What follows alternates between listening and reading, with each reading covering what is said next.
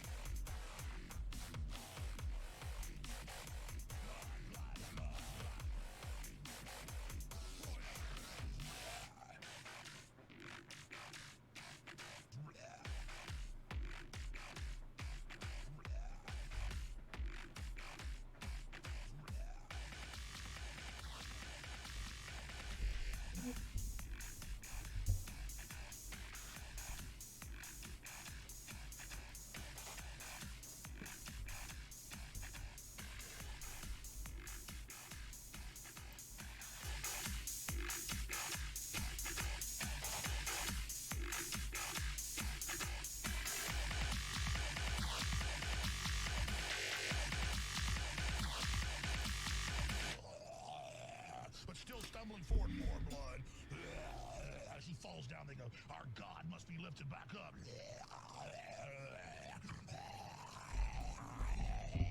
And more blood on the other side. That's Hillary. Hello everyone and welcome to another episode of Tinfoil Tuesday. How are you all doing? I hope your week is going well. Today we're here to look at more whack jobs and ridiculous conspiracies. So I hope you're all having a good one. Remember, Tinfoil Tuesday bingo! Get your bingo cards ready. Can you post a link for your transition fundraiser? Sure you can. Get your bingo cards ready. The first person to get a bingo and let me know when we check the card and it's all good.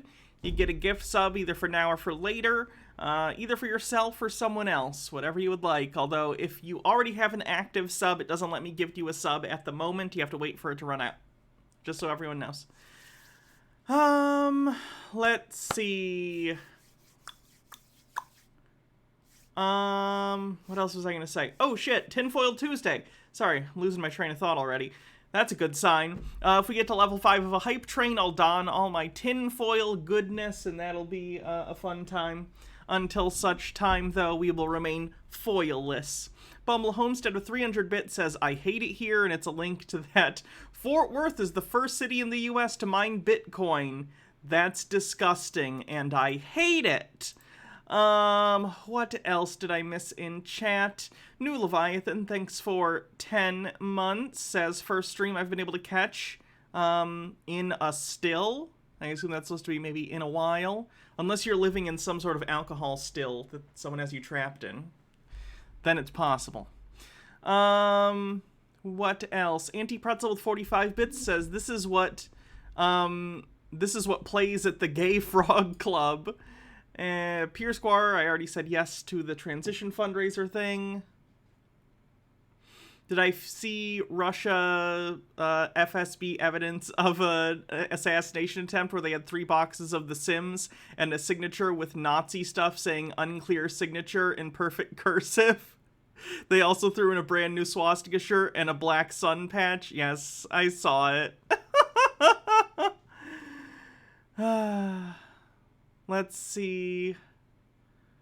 And that's it. We're caught up. Cool. Hydrate. I can hydrate. This lipstick holds up very well, so.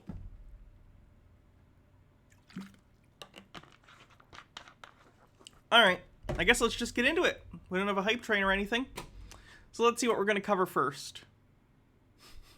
Let's start with, I'm sorry, Jeff. I don't mean to steal from Jeff Holiday. But someone sent me a link a while ago, and now I want to cover Dr. Mumby, okay? So you know what time it is? It's time for Wake Up, Africa. Wake up, wake up, wake up, wake up, wake up, wake up, wake up. Wake up, Africa. Hello and welcome, family, to another episode of... Can I just say, I don't know who does her graphics, but they're beautiful. They have all the gusto of a UHF station circa 1992. I love them. Wake Up Africa. My name is Dr. Mumbi Seraki. How you doing? How's everything going? Just look at the subtle gradient on that lettering.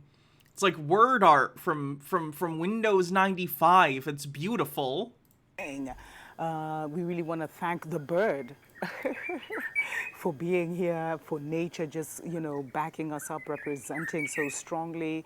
We want to thank each and every one of you for tuning in. Thank you so much to everyone that supports us on Patreon and enables us to continue to do the show. And for all of you who have liked, subscribed. Is she a doctor or a doctor? I think someone mentioned to me, I asked the question and I wasn't exactly sure. I think someone said she maybe had a degree in some religious thing. Dr. Mumbi. Let me see if I can find anything about her. LinkedIn. Let me just see if it says on her LinkedIn. I gotta verify the photo. Am I a robot? This one. Yes, not a robot. Women's studies. Where did it go? 990 Owl says, I speak burb. That burb is telling you to shut up, lady. Nick says, YouTube. Nick says, surprised the cats haven't woken up due to the bird. And Bumble Homestead, thank you for gifting a sub. Still no hype train. Weird.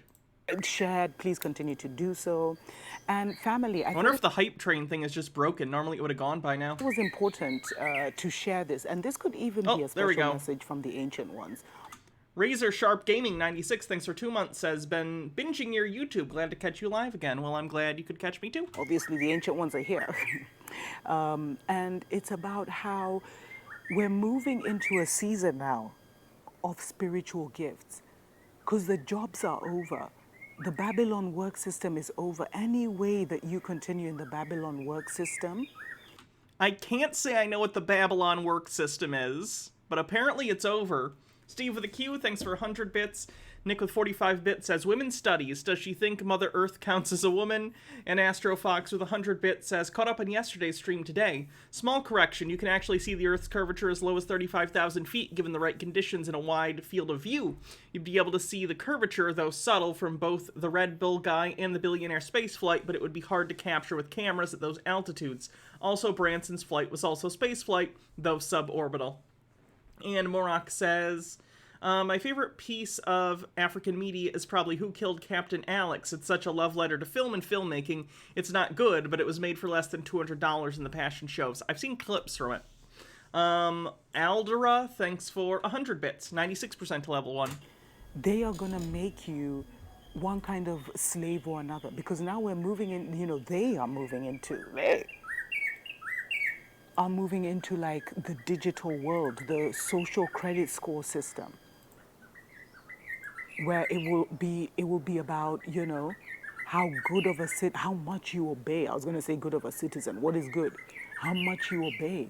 You'll have a social credit score, which will determine, can you travel? Ooh, you're not a very good person. You've got a few strikes.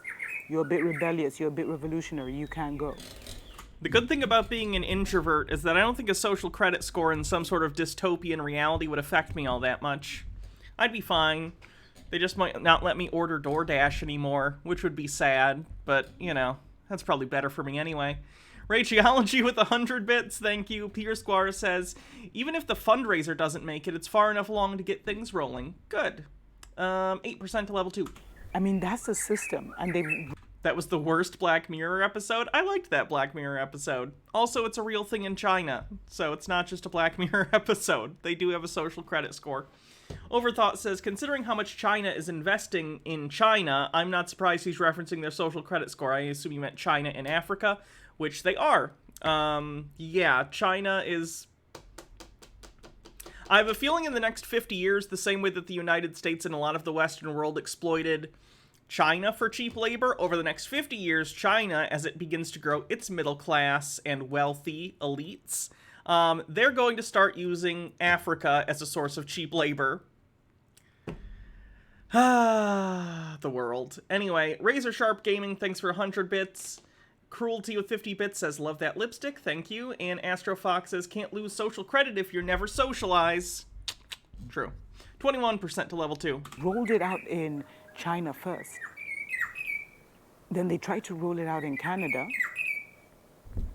So What? That's not a thing. That's not a thing. Is she referring to the actions taken against the convoy people as a social credit system? Because that's not what that is. Cupcake Chaos, thanks for 24 months. Happy second anniversary. 49% to level 2. that's where that world is going, family, where it's becoming more and more of a prison planet. They're going to move their money system digital. Although I do believe a new money system will emerge.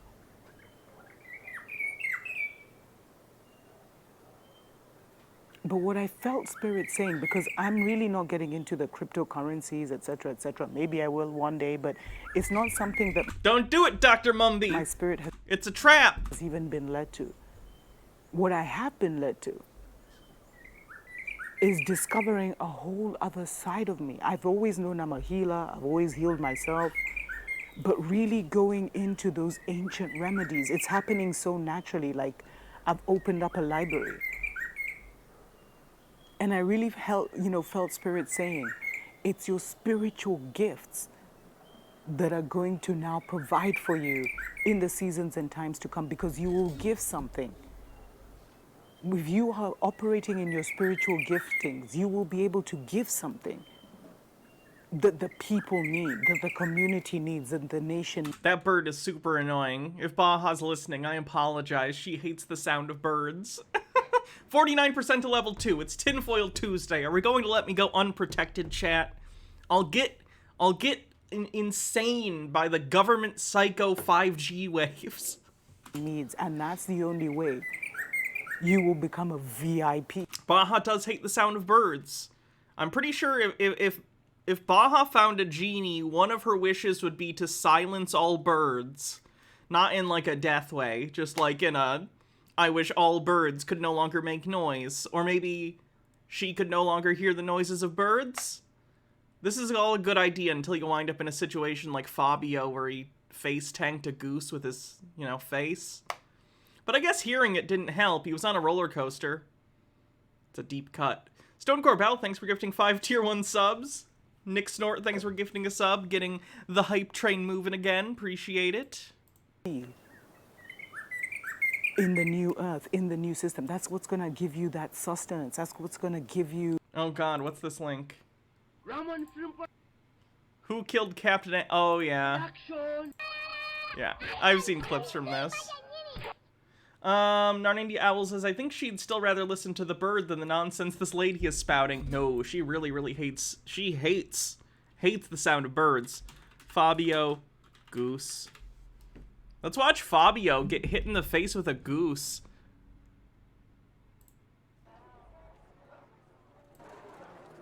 %3 to level 4. Meek says, if you ever do Bible Reloaded again, you should watch the movie Freshman Year. It has the black half of the interracial pastoral bromance in it. Wasn't Fabio just famous for, like, being a model on a lot of Bodice Ripper covers? Like, he was the model for the... And then he was the I Can't Believe It's Not Butter guy. 3% to level 4. Bumble Homestead with 100-bit says, no bird noises fits with the cat lady thing, but careful with genies. They like loopholes. Yeah, like, on the roller coaster, he hit a goose hit him in the face. He ran face first into a goose. That's so... How does that happen? That... Tucker White says, Hannah, I've seen enough episodes of Fairly Odd Parents to know that wishing that birds don't chirp anymore will result in making another, more annoying noise. That's because Cosmo's an idiot. Overthought says, revenge on the birds for Baja. Ooh! Yeah, I've seen that before. What's the call if that happens? Like, if you're pitching and you straight up a bird, like, flies through and screws up your pitch? Is that a do-over? Does that just count as a foul? A foul. I don't know, baseball. Sorry. 12% to level 4. You know, I wanted to say survival, but it's beyond survival. That's what's going to allow you to live the life of your dreams, family. Cruelty with 50 bits for that pun. Thanks.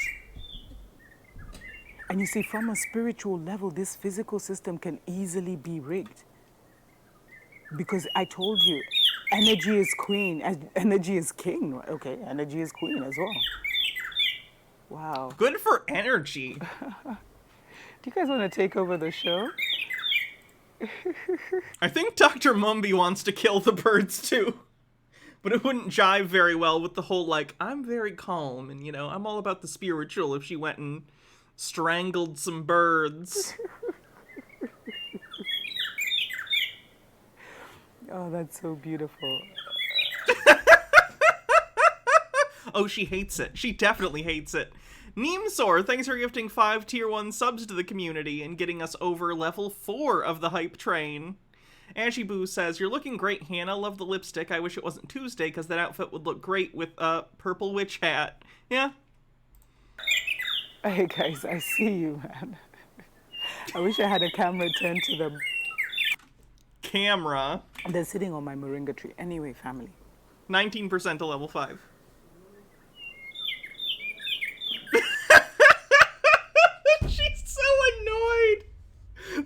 Corval says, that's so beautiful, grinds teeth. Bubble Homestead says, also, thanks for Gutsick Gibbon recommendation. My pup and I watched the dog-human coevolution video last night. Yeah, Gutsick Gibbon's great. Your spiritual giftings is what is going to help you to survive and to thrive in the seasons and times that are coming. And they are already starting to come online. There's no one who is going to physically, you don't have to go and get no physical certificate. No one's going to come and physically show you. But what I've found is I have like a spiritual team of my cosmic team, of my ancestors, of great healers who are teaching me so much at a rapid rate. Your ancestors are teaching you things? Miss K's with 200 bits says, birds are calling her out right now. Those are it's the spirits of her ancestors inhabiting the birds and saying, what are you doing? Logarth says, government drones working overtime in this video. It's true, birds aren't real. About natural remedies, something I would never, family. 10, 15 years ago, I'd have never thought I'd be on this tip. 32% to level Different 5. healing remedies, from touch to just, what they call Reiki. But it's just like... I have a friend who's trained in Reiki healing. She doesn't believe in it, but her mom is a crazy person who believes in, like, Reiki healing, which is, like, touch healing and stuff. And she took a class, and she made my friend take a class, so she knows how to do that. She knows how to read fortunes and do tarot and stuff. She doesn't think any of it's true, but she knows how to do it because of her mom.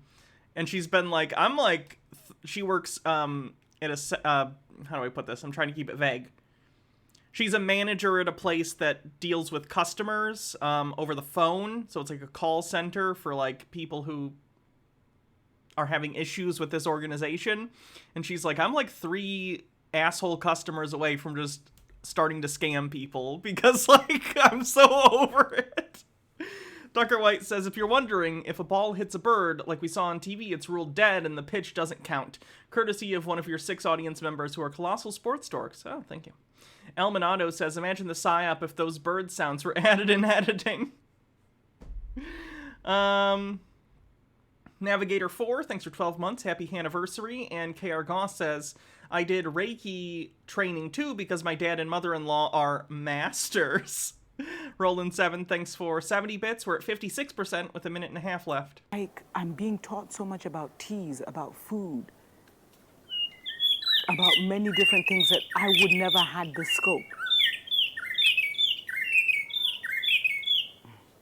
And this is the important part about remembering. She's gonna murder these birds. We're I literally hope she here to does. remember Dr. Mumbi, let's team up, okay? Do what you need to do. Stop these the birds. family, put ourselves back together, and tap into this knowledge that is already there. That is like that's all we have to do. Bardlock Moses, thanks for 20 months. 73% to level 5 with 40 seconds left. We're Everything, very including close. education, mimics what we do naturally. We had Freaking out with 50 bits, 30 seconds left. We're very close. Don't let it die.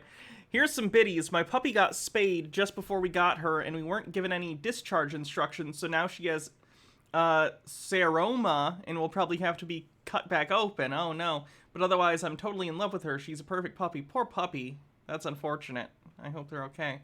Bardlock Moses, thanks for gifting a sub. Bumble Homestead with 400 bits says, the train! Rageology with 100 bits and Morak with 50 says, did you know? Bird is the word. And Jitaro with 110 says, just got here and I can already tell the birds are going to make more sense to me than what this person is saying. We did it, level 5. Woo! Thanks, everyone. natural ways of learning, and children who already, because they knew who you were when you were coming in, especially the high priests, the healers, the rulers, you would start learning that from an extremely young age. So by the time you're even a quote-unquote teenager, you're already adept at it. Quote unquote teenager, what does that mean? That's why we had the mystery schools and all that. But a lot of that for the chosen ones, for the ones who are supposed to hold certain positions.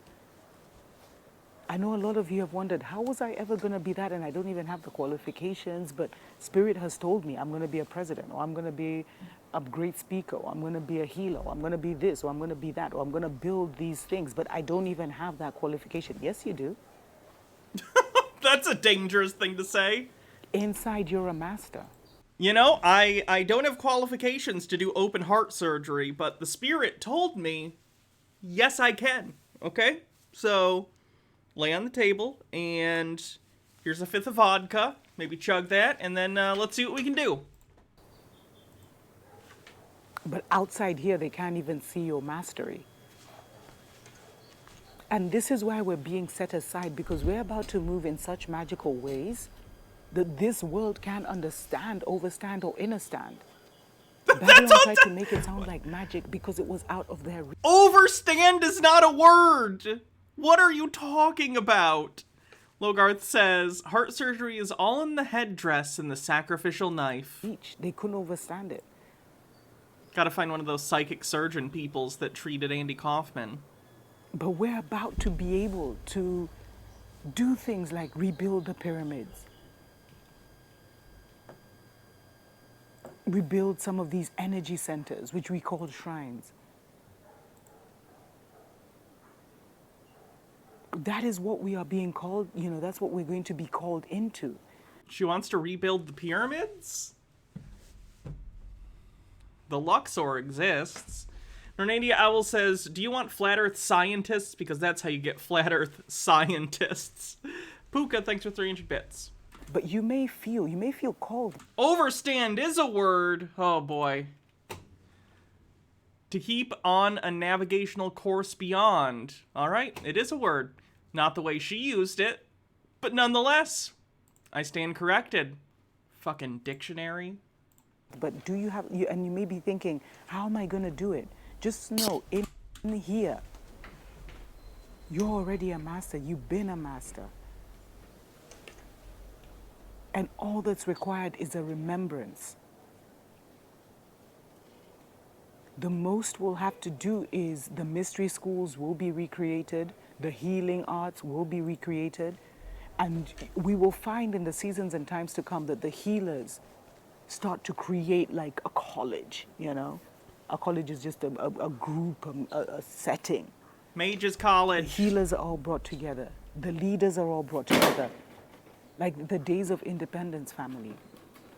When someone killed the birds. Morak says, you joke, but the leader of the Anthill Kids cut through. He was the reincarnation of Moses and was blessed with the knowledge of how to do surgery. Oh, God. Like Kenyatta and Kuruma, all of these people knew each other. Is she high? No. All the leaders that were coming in. Selassie.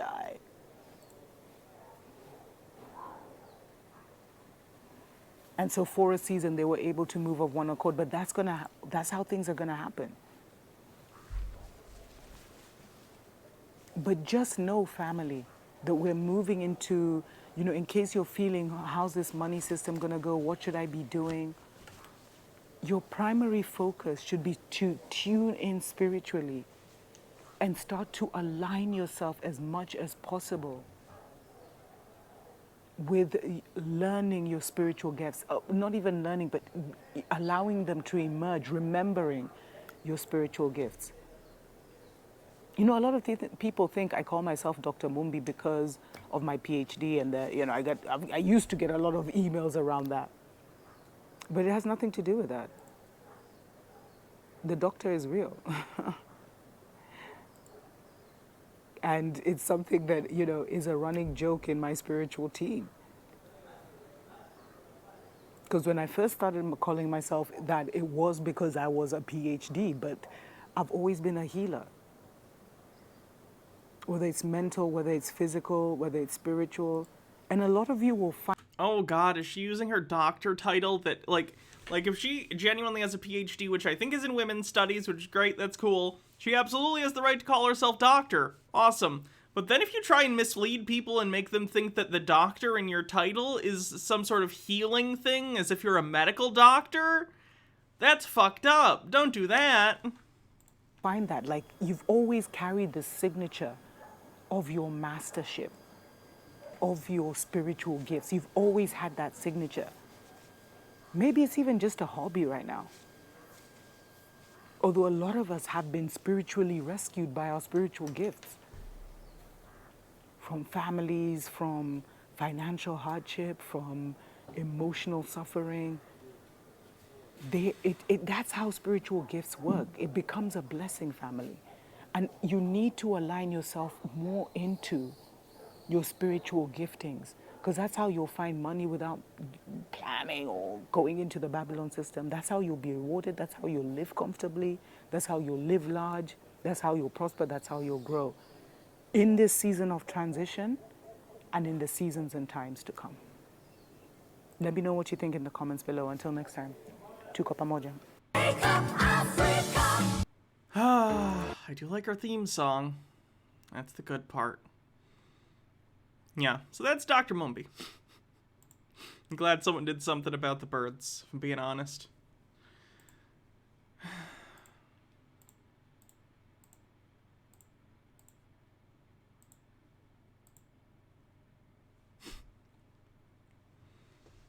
Gina's doing great, by the way. I know we all love Gina. How you doing, Gina? I felt my spirit trying to leave my body yesterday. Oh. So probably not great. I did. And it was after I had did the dancing video, okay, I was... The dancing video, by the way, meaning this one. Hold on, let me pull it up. I can't play the sound because of the music, so let me put on some other music, I guess, in the background to simulate. This is the dancing video. Where'd it go?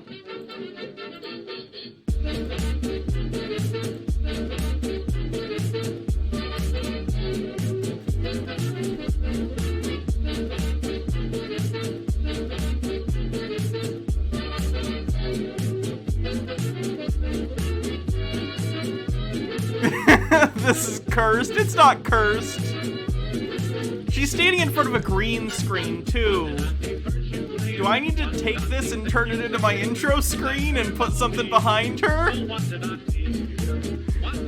I can just put her on my existing intro screen. She's on a green screen.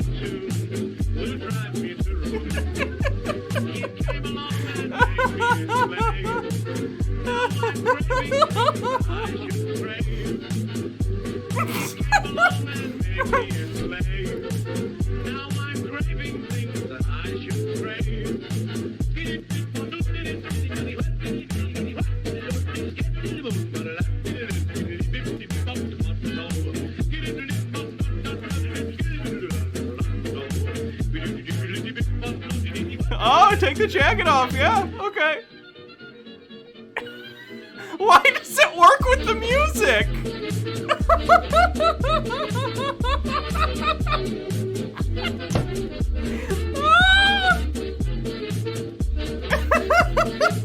Well, now we gotta sit here until the video's over, don't we?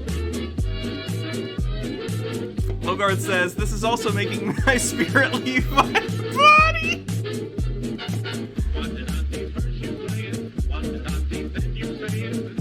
It's almost over. It's only like 20 seconds left.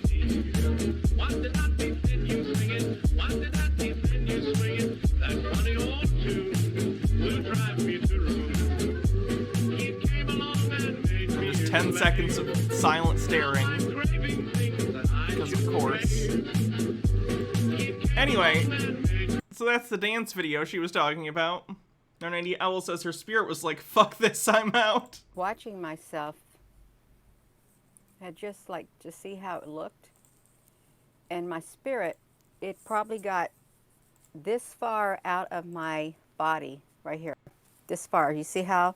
Wow, she even has like an exact amount. I can't tell the distance my spirit is from my body. It literally, it started about right here.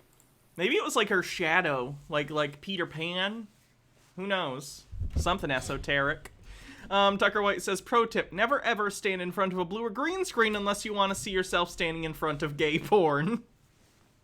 You know, who said I don't want that? And then it went up. Okay. Well, actually, that's the distance. It literally got up about this far above my head. My spirit did. And it was the strangest sensation that I have ever felt. I thought, what is that? Because it wasn't like I was like getting ready to pass out or anything like that. You know, when you get lightheaded, it was it was kind of like a tingly sensation, but it wasn't. It was an electrifying like sensation. It really was. It was very powerful because I could feel it going up and out of the crown of my head, and it got up to right here, and then it stopped, and then it went right back down. That's odd. Tucker White says, Gina, we all feel that after drinking or smoking weed. Have you all had that happen to you before? Good morning. And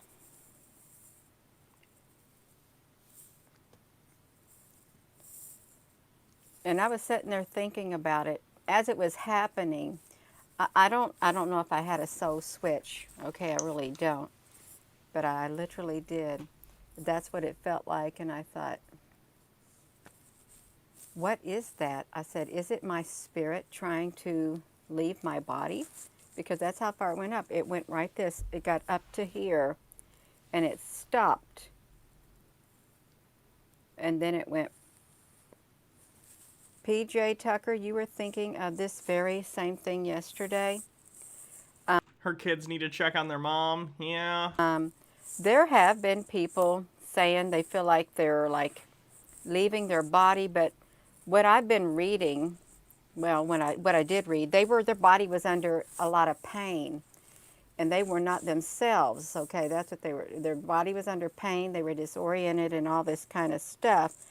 And I've heard of people having very vivid dreaming too in their dream states. Good day, everyone. Looks like I'm getting melanoma and or photodermatitis.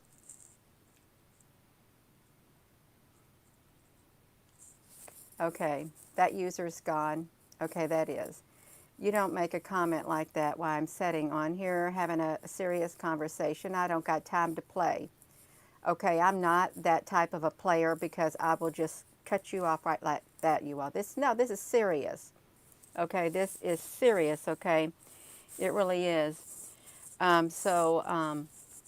People have been talking about that. Some have. About leaving their body, but it's not been under that type of condition. It's been other, you know, nauseousness, achy, lightheaded, and all of that kind of thing at me. And then we got the green on the side. Also, yeah, it is violet, you all. It's absolutely violet. What are we even looking Green. at? I skipped ahead too far. You know, my spirit did leave my body one day, and that's what it felt like just like starts up there and then exits my body. And then I thought, oh no, you all, can you see what happened? This is the 5th time this has come on my screen. And it's always been because I have been talking about the spiritual. You see this? Oh my. Oh no! Chitara says she's got so little time for foolishness, her spirit almost left her body behind.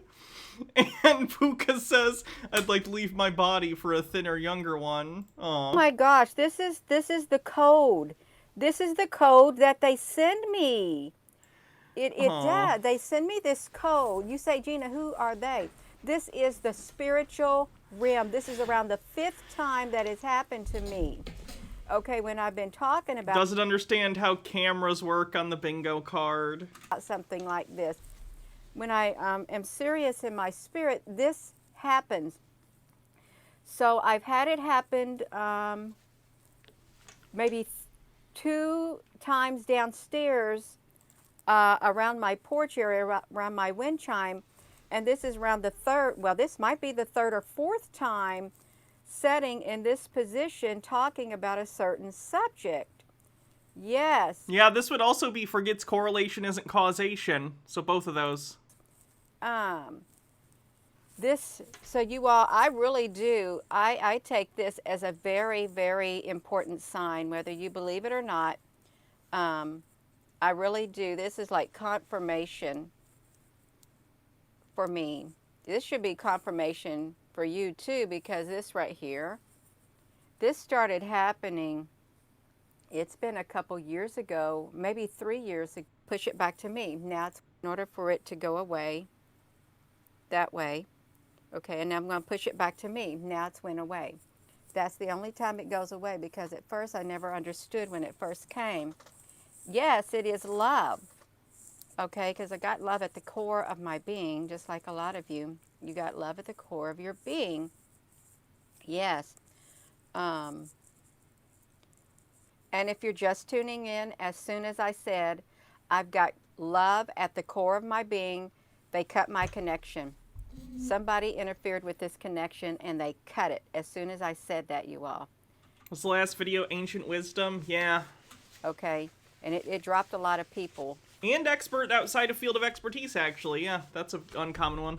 Cut it because the violet color showed up and I said, I got love at the core of my being right there, and that's why it showed up. Boom, they cut my connection. Okay, I am on the right track. Okay, I'm on the right track. I'm doing what I was called to do. Okay, I'm staying the course. I am, despite. Yeah, you could. Good Lord. Poor Gina. This is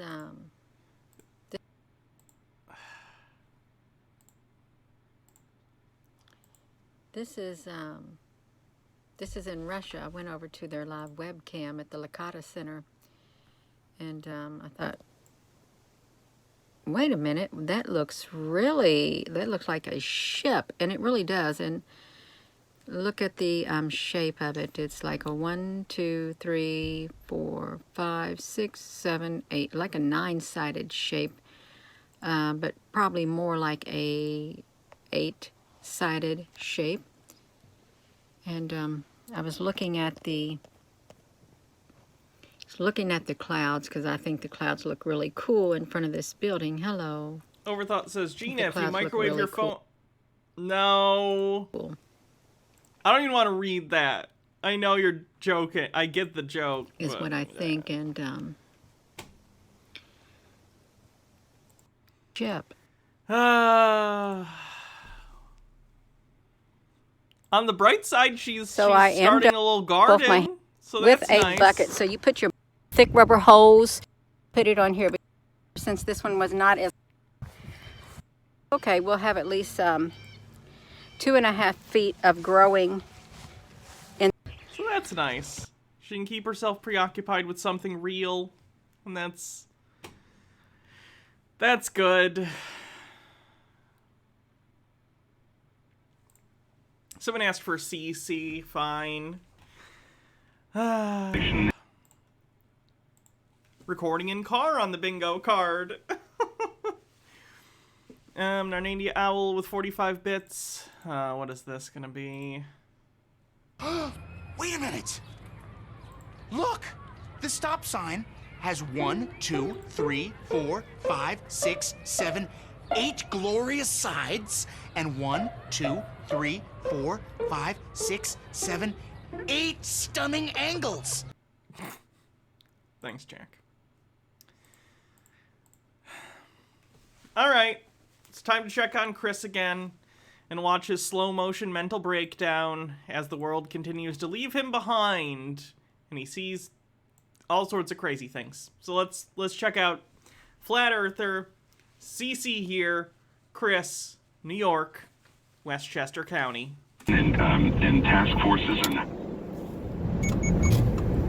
Good morning, good evening, good afternoon, wherever you may be. CC here, Chris from New York, Westchester County.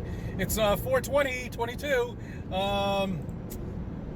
Happy Marijuana Day, shall we say. You know, the thing is, why are they even doing this anymore? Because pot's legal here in New York. You can smoke it anywhere you want. I smell it all the time in front of me. Alcohol's legal doesn't stop people from getting trashed on St. Patrick's Day. Right now, somebody's smoking a joint, and it's getting into my car, getting into my jacket, giving us a contact high. Thanks. Yeah, thanks. Let's get away from this or turn the vent off, please. We now have confirmation, by the way, that what Chris is vaping is not marijuana. For a long time, we wondered, what is he vaping? No, not marijuana, apparently. Fucking headache. Anyway, so that's why are they doing this anymore? What's the point? You know, it's legal. You can smoke it, recreational purposes, whatever. See, I don't know. Like, I did not partake this particular 420, but I'm sure I will in the future. I think it's more like, hey, we've come a long way kind of thing, and it's fun. So that's why, Chris, I don't know, why don't you have fun for 5 seconds in your entire life? Are contact highs even a thing? If you're like let's say you have a low tolerance or you never smoke weed and you're in a room with someone who is smoking and you're like getting hotboxed, then yes. But like, not driving down the highway next to someone, no. I just want to get into a couple things. Happy Easter, by the way, last weekend. My Easter's this weekend, and I'm looking forward to it. Going upstate and relaxing and just enjoying. You had to deal with a student who had too many edibles this 420? Are you a college professor? I'm sorry if you've told me before, I forget. I hope you're not a high school teacher. What happened? Story time, story time. Enjoying the weekend, you know.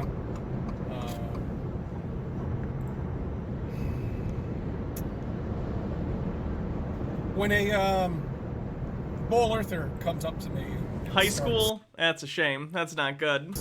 Preaching and regurgitating nonsense that they've learned in school, which is complete nonsense. Basically, all of it's a lie. Let me be clear. I don't think people under 18 or 21, I guess whatever the legal age is, probably 21, you shouldn't partake of drugs under the age of 21 years old. God bless America. But also, guys, test your edibles. Take a little tiny bit and wait like an hour and a half if you don't know what it is, if you've never had one before. Before you eat the whole thing, or you're gonna freak out. All the way down to history, science, it's all bullshit, you know, all of it. Science can't even tell the difference between a man and a woman. Oh, is he doing this now? Okay. Transphobia on the bingo card. Didn't expect that from Chris. That's a shame. Chris, I don't think you understand the difference between sex and gender. That's how good science is, and that's who's telling you what you live on. Nice, nice. And also preaching all of the mandates that we've had for the last 2 years. You know, that's all it is. But, you know, that's a different video on a different platform. Anyway. So, the ball earthers preach all this nonsense to us when they can't even tell us what they actually live on. You know, like, for example, like, you know, how a simple one, you know, you should have learned this in like second grade, maybe third grade. You know, how fast does the Earth spin? 1,000 miles per hour, roughly, I think. They don't know that because they don't feel it spinning. It's like 1,005 or something. Because it's not. Yeah, it's not something that you would need to retain for any reason. I don't even know if that came up in school ever. 1 rotation a day is actually a good answer. That's true. 360 degrees in one 24-hour period, roughly. But either way, Chris, it's not so, like, how do I put this? I'm not trying to say it's not good to maintain and retain the knowledge that you learned in school. But for some things, people are gonna forget them because it's not something that they think about. It's not applicable to things they do regularly. This is why there was an entire show called Are You Smarter Than a Fifth Grader? Which I think is a terrible show. I hate Jeff Foxworthy.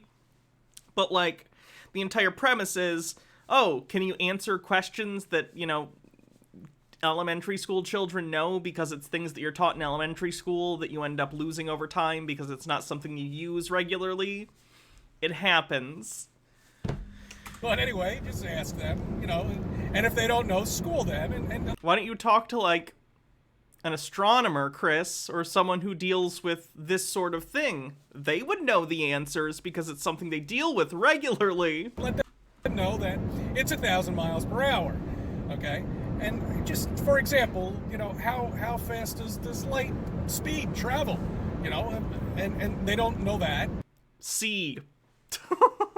That's the easy answer. I don't know light speed off the top of my head.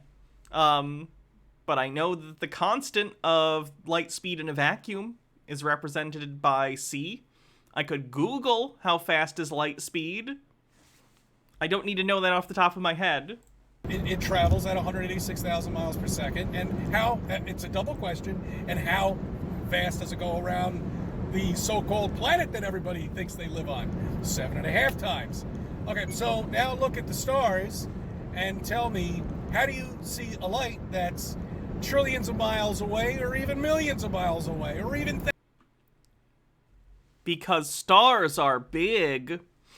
Psychotropic Thunder, thanks for 14 months, as I just got 2 crypto ads and realized my sub ran out. Here are some Bezos bucks to make those disappear for another month. Wow, 2 birds, 1 stone. Supports the show and makes it so you don't have to be preached to about crypto. What a deal. Everyone should subscribe.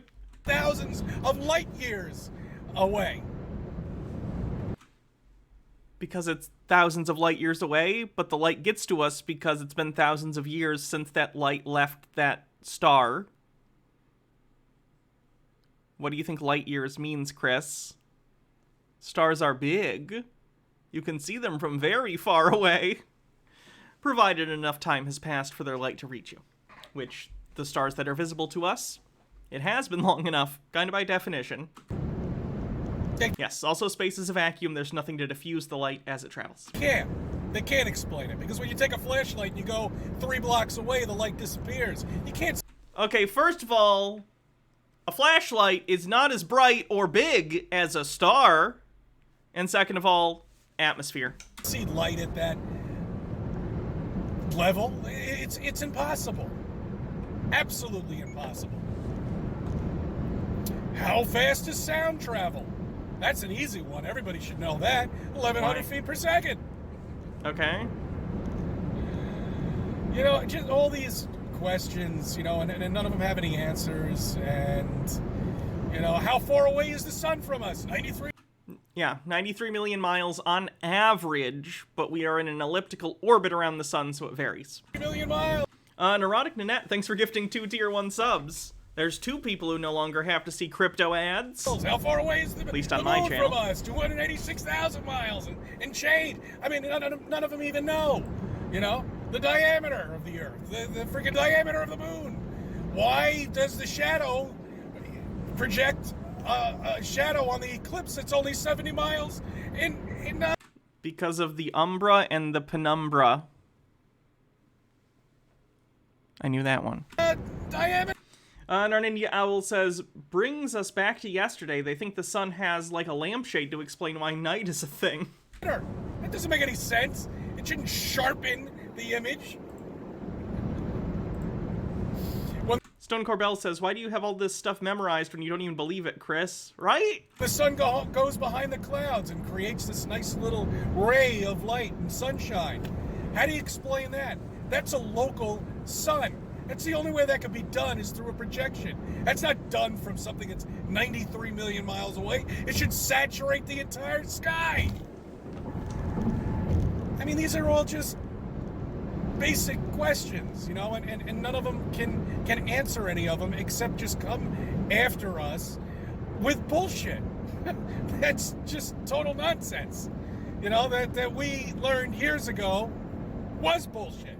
Because we had to go back to school and learn and relearn everything that we learned back when we were actually in school, if that makes any sense to you. You know, that's the only way to describe it. And that's the only way to get through to these thick-headed people who just won't give up. You know, they just won't. They can't let go of that spinning wet ball. You know, and it's quite... Chris, I'm not emotionally attached to the shape of the Earth. The shape of the Earth just is what it is. Between, and my chat's bias in this, but I'd like to think that if you were to watch me and you've never heard of me before and have no care about who I am or Chris or anything, if you had to say, watching my reaction to this and watching Chris talk about this, who appears to have a more emotion-based attachment to the shape of the Earth, I don't think it's me. Chris regularly is putting out content where he's frantically, oh god, the shape of the Earth, and he's raging about it and freaking out because his entire personality at this point isn't about Chris the person, isn't about Chris, you know, the father or Chris the husband. It's Chris the flat earther, the truther, the anti-vaxxer. So his entire identity is wrapped around these concepts, and he's so emotionally needs these things in order to feel like himself that he can't possibly admit that, you know, maybe he's wrong. I could admit I was wrong if there was actual evidence and it was shown, like, oh, the Earth's flat. I'd be like, that's friggin' crazy. That's weird. And I'd move on with my life. Because I haven't built my personality around the shape of the Earth. Narnidia Owl says, I mean, we are somewhat attached to the Earth for some strange reason. Roland7 says, I wish I lived on Discworld on top of 4 elephants and a turtle, but we can't always get what we want. It's true. But sometimes you get what you need. And apparently what we all need is a large oblate spheroid. Quite humorous. I let go of that a long time ago because I realized what we live on is stationary and it's covered with a dome and there is no space. There's nothing out there. There are no stars. Those are lights in the sky. An amazing light show. That's all that is. The sun is local, the moon is local. They're the same size. They have the same apparent size. The sun and the moon are not even close to the same size. But it just so happens, and this is actually very interesting. I don't know if that's another hydrate or if I forgot to hit OK, but I'm going to do it anyway. Interestingly, the moon is close enough, and even though it's smaller, it happens to appear to be the same size as the sun. It's very interesting. The sun might even be male, and the moon might be female. Chris okay, so when it comes to the moon and the sun, Chris understands the concept of gender, but when it comes to trans people, he doesn't? What the fuck? Tucker White says, could you imagine building your entire life around such minuscule shit? Hides Atlanta Braves, Nashville Predators, Tennessee Volunteers merch. That's why they have these lights that... Nick says, mussy. Buzz Aldrin got to the mussy first, and don't you tell me about Neil Armstrong, okay? Neil Armstrong didn't have the dick for that mussy, okay? Buzz Aldrin got in there, okay? Okay, that's a different video. I'm going to get into that. That's a whole different explanation of things than we'll be talking about in the future, let alone with the mud flood, let alone with the fossils, which is such bullshit. That is the biggest joke. Is that holographic sky? What is the specific wording of that? Is it holographic sun, moon, or is it holographic sky? Because if it's sun, moon, no. He doesn't think those are holograms. He just thinks the stars are lights. You know, that's the ultimate right there, too, for the science to answer those questions. How they... Holographic and or fake sky, sun. Okay, yeah, sky, that counts. Date and carbon copy everything, which is total nonsense. You know, they just add a 0 to whatever they just add like 10 zeros to it. That's The lunacy, it'll drive you crazy. the way to do it. It's a layered joke. Anyway, I'm not sure how I'm going to present the next videos. I'm still like kind of working on that. But I really would like to take a trip down to the city, but I'm not comfortable going down there yet with, you know, equipment. You know what I'm saying? Especially if I'm taking the subway and stuff like that. I'll go down to Grand Central Station, no problem, but hopping on subways right now I don't think is the most intelligent thing to do. So the population has now forgotten about the big conflict that's going on, and so now the politicians are bringing back the masks. You know, they're trying to get them to take the mandates off in New York City, which they I never stopped wearing a mask, for the record. successfully have done. I have no idea the state of... I'm pretty sure there are no mandates anywhere in Michigan at this point, but I still wear a mask when I go to the store. I'd rather not get sick. COVID numbers are still relatively high. Way. But now the governor wants to reinstate the mandates and put us all back into turmoil. Let's see how that works. that should be real interesting when you've got a population of millions down in the city who are now free, and now they're gonna say no, we're gonna do it again. Their India Owl says face masks are awesome when you have pollen allergies. Also awesome when you're still in the middle of doing electrolysis, so you have unfortunate facial hair parts of the week because you can't shave for the electrolysis. So you get to wear a mask to cover up my gross mustache. Come on, man. I mean, do you now realize that these politicians are nothing but bullshit? That they're nothing but fucking liars? That they're nothing but puppets? If you can't see that by now, okay? Who's the puppeteer, Chris? Auntie Pretzel says, mask up, get vaxxed, go to college, CC. You are lost, okay? Lost. Biden's approval rating, the 33%. I think they already announced that like a couple of months ago. Now they're talking about it. The major networks are now talking about that. That was like said, I think at least 2 or 3 months ago. I mean, it was at 43%, and then it just dropped down to 33 with the big magic number. I mean, you can tell these people are... Tucker White says, Chris, even though we never will, we'll have to do lockdowns again because we didn't do it right the first time. They're just puppets. You know, they're... Literally, like, this was early on during, like, the initial lockdowns, too. Baha and I were in my neighborhood back where I used to live, and she was staying with me at the time. And we were walking down the street, and someone was literally holding a birthday party for, like, a 90-year-old, and the entire family was there outside with the 90-year-old. It was awful. They're not... They're creatures. You know, God knows what they really are. Biden has a 42% approval, not that anyone cares, man. You know, because you'll never meet them.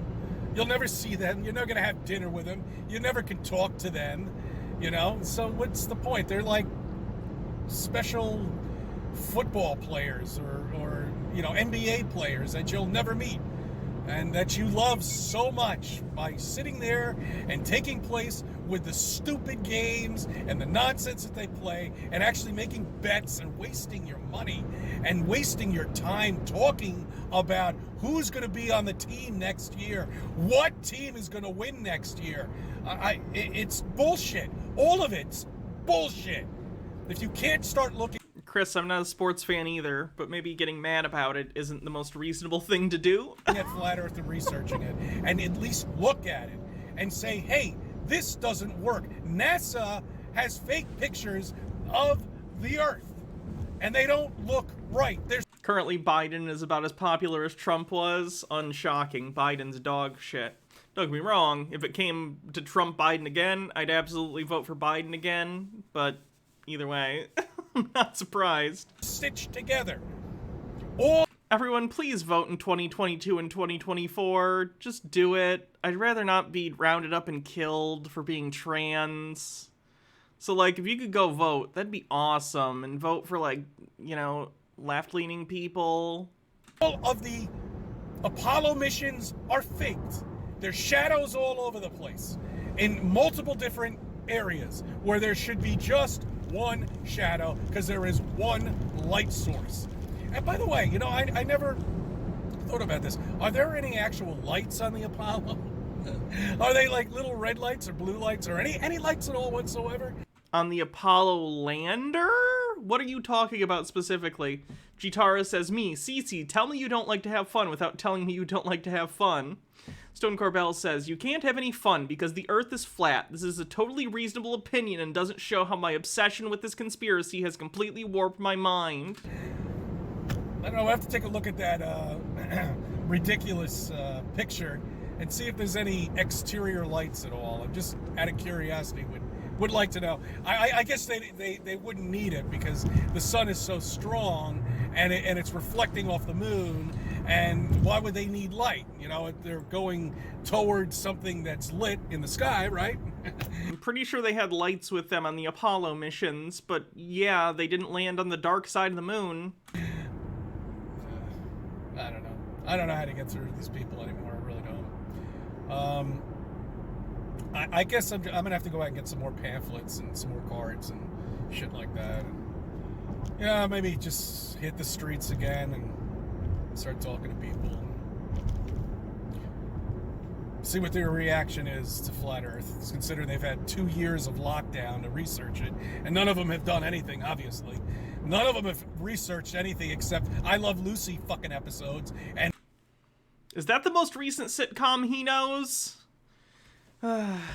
Aldra says, he just complained about lights from Apollo, but he earlier complained about flashlights. Can he not hear his own inconsistency? And Tucker White says, if there really were multiple shadows, then Stanley Kubrick was really phoning it in. The idea, and it's so funny to me, considering how much we know about Stanley Kubrick and what a perfectionist he was and how badly he treated his actresses and actors and everything, and would do dozens and dozens of takes, even beyond when they had already gotten it, because he was such a perfectionist.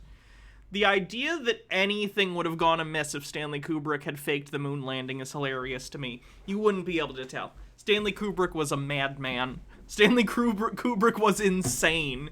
He would not, he would, the whole sea rock thing bothers me too. Like, oh, there's a C on this rock because it's labeled by the prop department. No, it's a hair on the negative of the photo, because I swear to God, if Stanley Kubrick was directing anything and there was a prop with a label on it, he would have strangled someone. They would be dead. It wouldn't have wound up in the film. And stupidity of nonsense and binge watching, which they now say might cause blood clots or heart problems. Everything causes blood clots. Don't you realize that, dude? Drinking water will cause a blood clot. Okay? All of it. We know what the real cause of that is.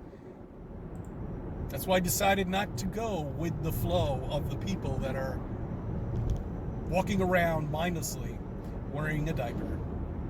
I thank you for your... He said face diaper! That's on the bingo card, isn't it? Face diaper? Stone Corbell says, how does the joke go? The moon landing was directed by Kubrick, but due to his obsession with perfection, he demanded they actually go and film it on the moon. P-Meal, thanks for gifting 5 Tier 1 subs to the community. Generous. View my videos, let me be a part of your life. It has been a while since we got face diaper. Thanks, Chris. All right, one more new Chris video, and then we'll move on. Good morning, good evening, good afternoon, wherever you may be. CC here, Chris from New York, Westchester County. It's 4/22/22. Interesting date.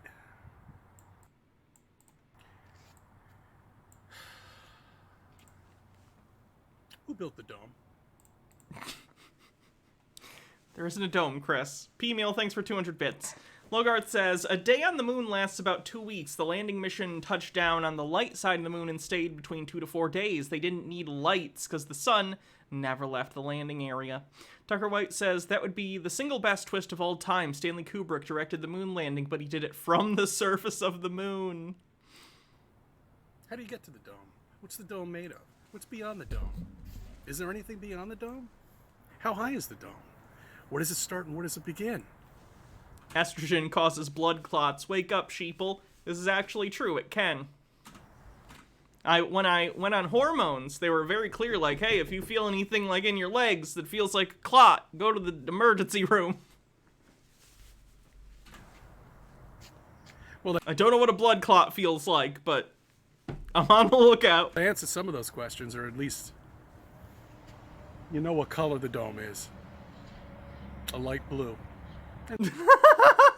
Chris, what about when the sky isn't blue? Because the sky turns all kinds of different colors depending on the angle, that the sun is at relative to the horizon. Renandia Owl says, that should be an easy question to answer, Chris. God did it when he created the earth as a snow globe for some reason. And that's what the dome is, right there. Take a look at it. Enjoy it. You can only see it for a while because they're chemtrailing us again. Chemtrails on the bingo card! Woo! We're knocking off a lot of the bingo. After this video, we'll do a bingo check. The sun's about to go away from us. They like to chemtrail right around that time, and they like to do it in the morning when it's coming closer to us. But that's what they want. They don't want you to ask those questions. Because if you ask those questions, they have to come up with answers. So they try to keep you as dumb as possible, like a box of rocks, where your intelligent level is like a fucking gerbil. Because they don't want you to ask those questions. So go get your indoctrination, go get everything that you want, go get your MD, go get this, become even more indoctrinated. But they're doctors, Chris, so they must be indoctrinated. It's a joke. Tucker White says, I feel like Chris is just seconds away from this.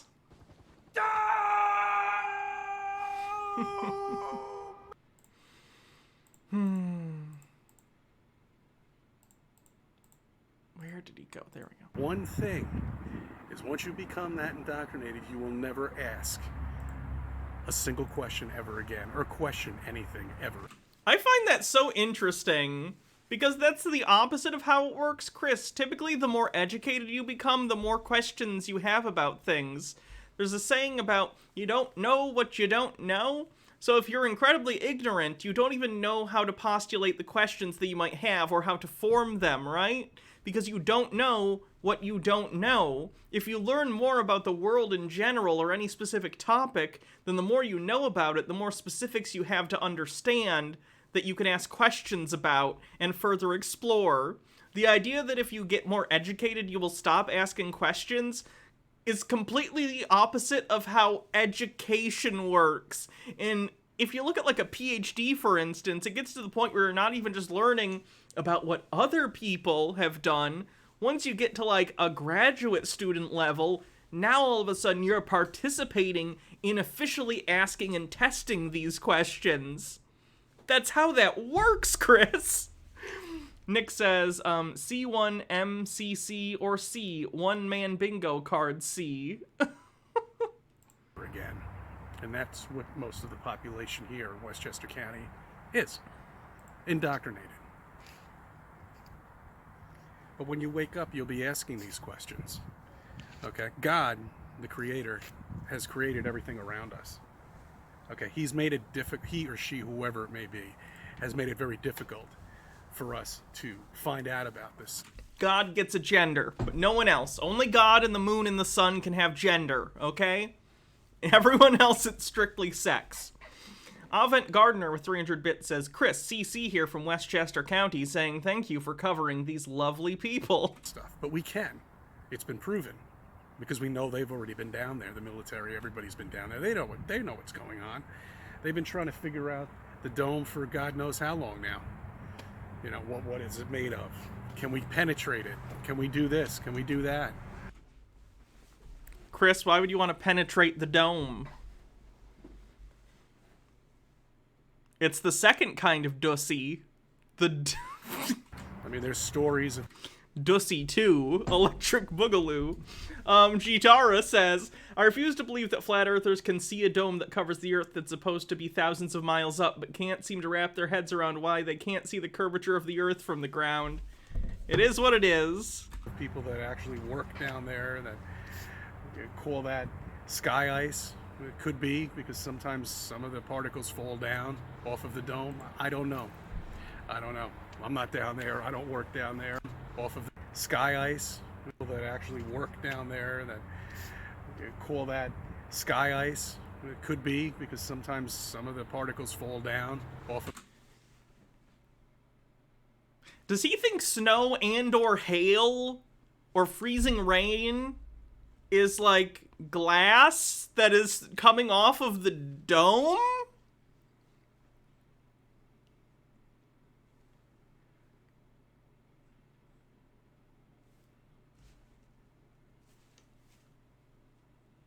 Chris, we know what weather is. What? Of the dome? I don't. Nernandia Owl says, wait, Chris, why do you think it's trying to figure out what the dome is? Only flat earthers think it's even a thing, and you guys don't do any experiments or research. No, I don't know. I'm not down there. I don't work down there, and I don't think I could ever get down there. Because first off, I don't have $15,000 to go piss away and go be chaperoned, okay? See, that's the problem, you know? That's why we'll never be able to get down there. He's talking about Antarctica. The cruises to go to Antarctica cost like $15,000. These are all questions that people will ask once the can of worms has been opened, which I think is going to be very soon. And don't think everything that's going on is because of coincidence. It's such bullshit. Come on, are you kidding me? Look at that, we got a president over here who's totally gone. You know, we got politicians who are just completely off their rockers. You know, I can't even get into what they're doing here in New York with the diaper. You know, I mean, it's just it's absolutely ridiculous. It makes no sense. You know, and my question is, if the science that you've learned is bullshit, what was the point? We should raise money for his wife to go to Antarctica on a nice cruise. He'd lose his mind. That would be amazing. Or learning it. You know, that's what you got to ask yourself. That's the question you got to ask yourself. You know, I mean, because everything would turn upside down once flat Earth is brought out. And people understand that we're stationary, that we're not moving. That wind is basically impossible on a planet. You know, I mean. Wait, wind is impossible on a planet? What do you mean? What? It's just... Wind is just moving air. What do you mean it's impossible on a planet? Ridiculous, you know, and what about all these questions that us flat earthers have and that a single scientist can ask? You know, where is the bleeding part of space? You know, in order to have gravity, doesn't it have to be contained, or an atmosphere, doesn't it have to be contained? It's being pulled to the earth by gravity, Chris. And if you're trying to tell me that there's a planet up there and there's space up there, there are planets in space. We're in space. We're on Earth, which is in space. Trying to shear off all of the air off of a planet, and there's no container. How is that possible? Gravity. Because we all know anything under pressure has to be contained. And they can't answer any of those questions for us. How do these spacesuits work? Why don't they blow up like a fucking balloon when they're out in space? They can't answer that. They're literally designed to be in space, Chris. Okay. What about when they unscrew the helmet and little specks of dirt get inside there and they screw it back up? It's impossible. It wouldn't be sealed anymore. You'd be dead. Okay. What about... Because Chris himself cannot design and engineer a spacesuit, he thinks that professional engineers working for NASA are incapable of doing it. The sealant on the space shuttle. Narnindia Owl says, it's hard to answer your question if you never listen, Chris. Well, I went to the moon. All that dirt and all that dust that was created, and once they opened that door and closed it and opened it and closed it, and little particles would get inside, you know, of the weather stripping or whatever the fuck it is that they have. It's really tinfoil. Well, that's another thing I get into. And they close the door, and all of a sudden it's sealed again, magically. Come on, guys. Wake the fuck up. so obvious now. It's been handed to you on a silver platter, and then people still can't figure it out. You know, I mean, NASA, are you telling me that you believe anything NASA puts out just by 5 minutes of watching? Not even. I'll give you 2 minutes of watching any ISS interview at all whatsoever. Go. Yes, Chris, I've seen the ISS interviews. They're very interesting. Go ahead, go back to the interviews back from the 60s that are even worse. The ISS didn't exist in the 60s, Chris. What are you talking about? They don't age very well at all. None of it does. It's not supposed to. It's there. It's a show. It's a Hollywood show. That's all it is. Everything that's going on around you is another Hollywood show. Unfortunately, this Hollywood show that we've been going through has affected you, and it's affected your lives, and it's affected jobs. They never went that far.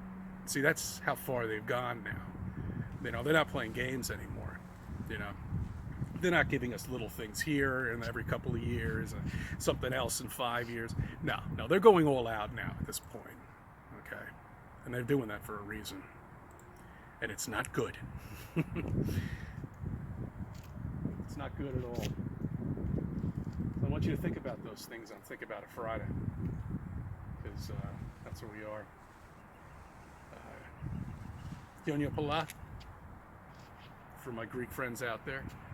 If anybody from Greece is watching. And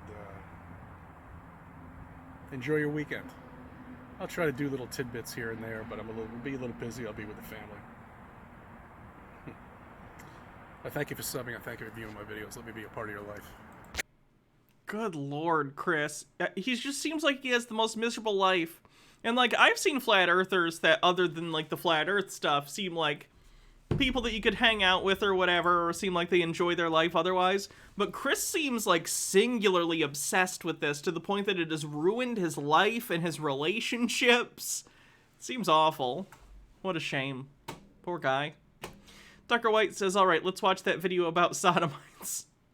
And Sorvian says, the most threatening enjoy your weekend ever. True. Also, thanks for following, Sorvian. The Globe heads Tucker Gerbs. Yep.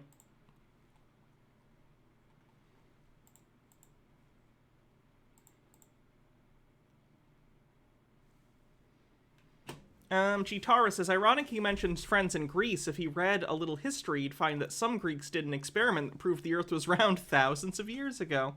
Has Coach Red Pill been found? Indeed he has. He was picked up by Ukrainians' SBU, and they confiscated his laptop and his phones and stuff, but he's alive. He's just basically in house arrest in his hotel room.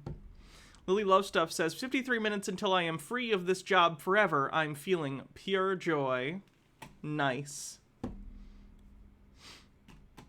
Card check? Yes, thank you for the reminder. I almost blew right through it. We're already have so many. Misattribution of coincidence.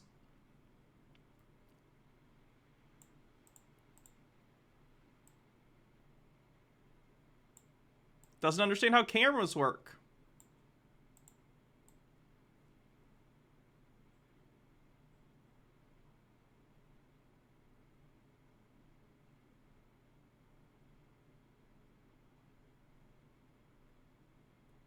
Ancient Wisdom. Roland says, oh good, I'm glad he's alright. I guess I was wrong about him faking his disappearance, yeah. Someone forgets correlation isn't causation. Actually, ooh. It's actually not misattribution of coincidence. It's someone forgets correlation isn't causation, sorry. I don't think we had weather control this week, did we?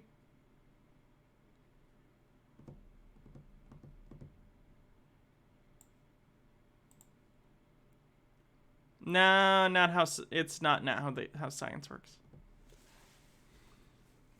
What was in Michigan? He did not say PSYOP. Expert gives opinion outside of field of expertise for Dr. Mumby. Flat Earth, which is basically a free space at this point.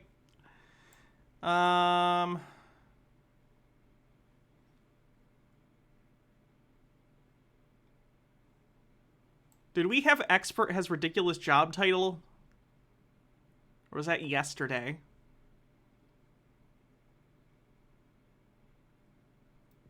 Uses face typer.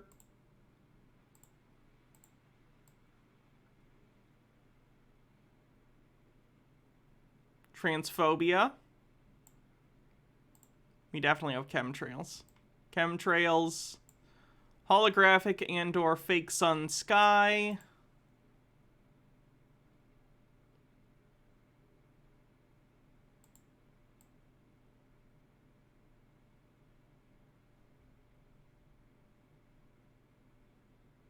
Recording in car. I think that's it. Just picked up a DoorDash order for Hannah, so you'll be there in a few minutes. Oh, good. What did I order? Have I covered Scorpzilla? Okay, my outstanding. Oh, no. Yeah, let's do Mud Fossil Guy, I guess. Why not?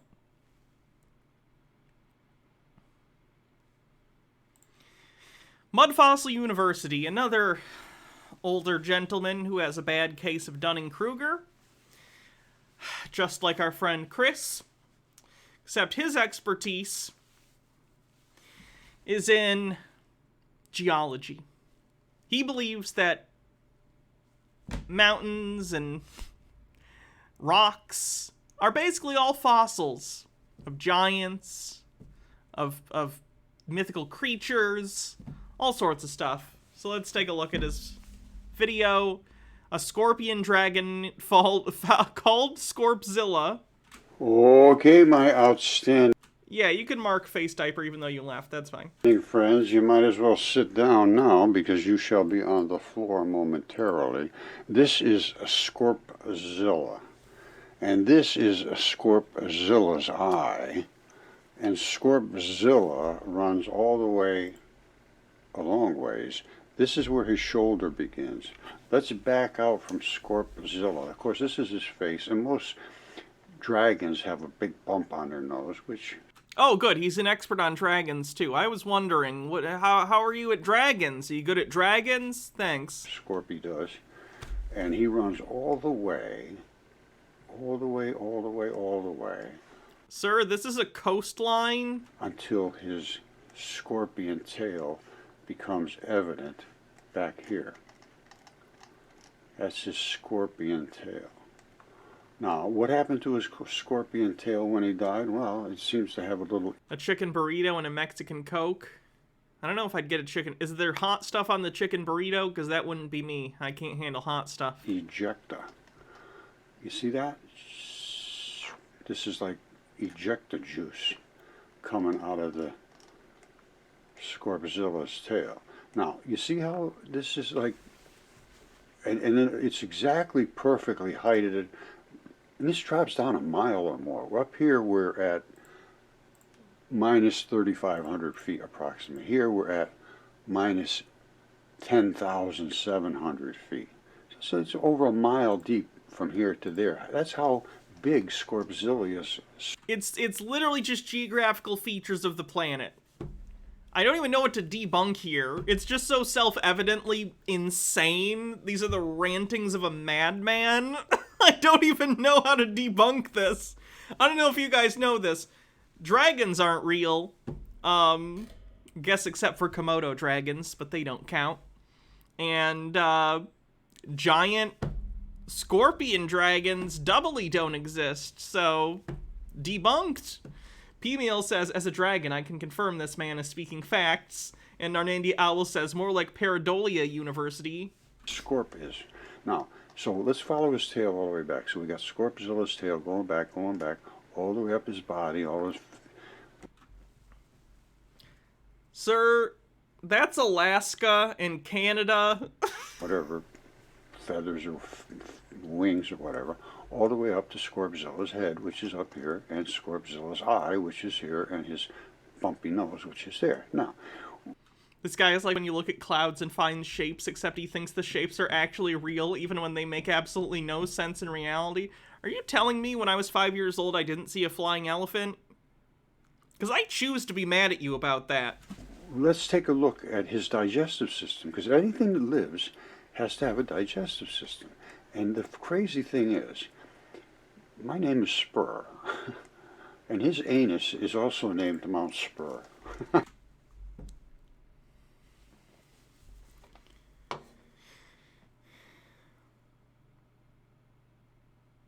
You ever wonder if you had to go to your kid self and explain what you do for a living as an adult?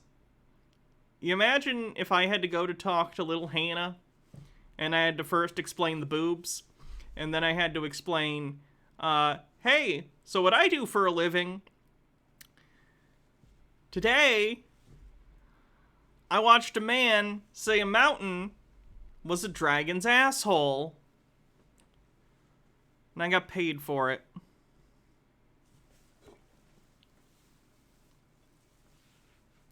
I have the best job in the world. Overthought says isn't showing anus TOS. I think it'll be fine. Gitara says, oh, Scorpzilla is dead. My ancestors built the ice wall to keep that thing contained.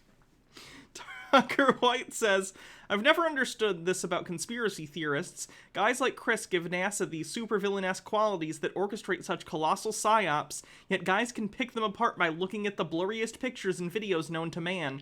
Do these idiots not find it odd that these agencies are this powerful, yet sloppy too, and that nobody with a silencer hasn't come to disappear you off the census? Conspiracy theories and the narratives around them don't have to make sense logically for the people creating them. They have to make sense narratively. People who are into conspiracy theories like this, I don't think they see the world strictly as a series of, like, events, A to B to C, that happen logically, even within the scope of how irrational humans can be, but you can understand the logic in people's rationality, if that makes sense. They see the world narratively. So, does it make sense that if they were right about their conspiracies that they wouldn't, you know, fall out of a window or something? No. But in a movie, in a narrative about some truth-seeking renegade, that would be a terrible movie, so you can't have him get thrown out of a window in the first act. You know what I mean? So it's not about what's logical, it's about what's narratively satisfying, because this conspiracy narrative and placing themselves at the... by placing themselves in this almost chosen one-esque role as someone who's uncovering the conspiracy, it serves some psychological need for them. It makes them feel special, it makes them feel smart, it does something for them, and therefore they will protect that delusion any way they can psychologically, which includes thinking narratively and not logically. Argonian Bum says, if all the mountain ranges were giants, does he think that they just walked around an entire globe, or I guess flat disk of water? I guess. It wouldn't be a very big environment for Scorpzilla, based on how big he's supposed to be, but, you know, whatever. Radiology says, what the hell does he think it ate? What ecosystem could you have where half a dozen animals of this size could take up the entire Earth? Yeah, it doesn't make any sense. And Mr. Whiskers with 3 months says, 3 months closer to a new sub baby. Indeed. Hydrate. That right there is literally a rectum. All right? This right here, if you, let me move this a little bit so that it makes a little more, well, it's good enough. You see this? This is the tube coming straight out.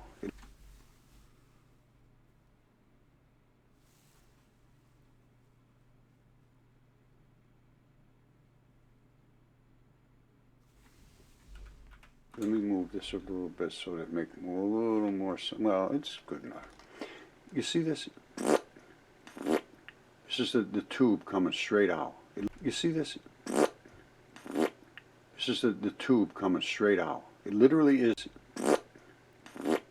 This is the tube coming straight out. It literally is a tube. You see the tube? This here is rolling over the top of the tube. This is just more. Hannah's so exasperated, all she can do is put her hand in her heads. Yep.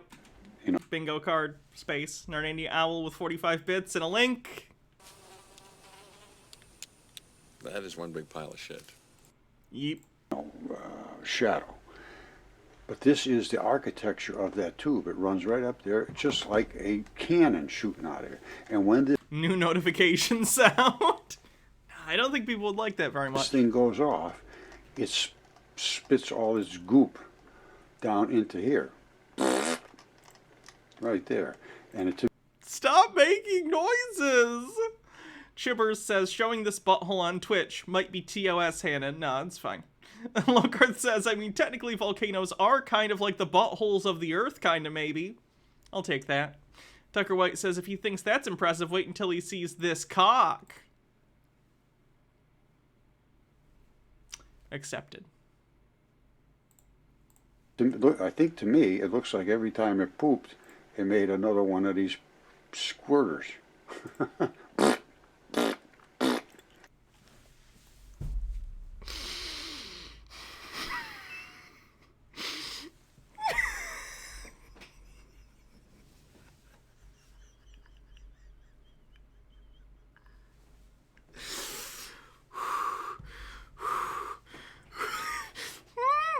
Nick says volcanoes feel like more like zits and pimples. Yeah, that tracks.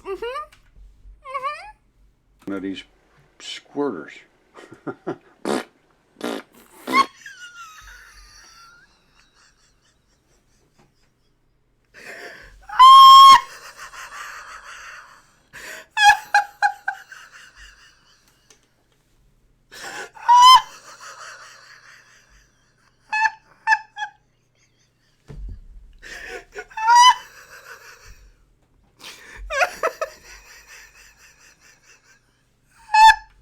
Another one of these squirters.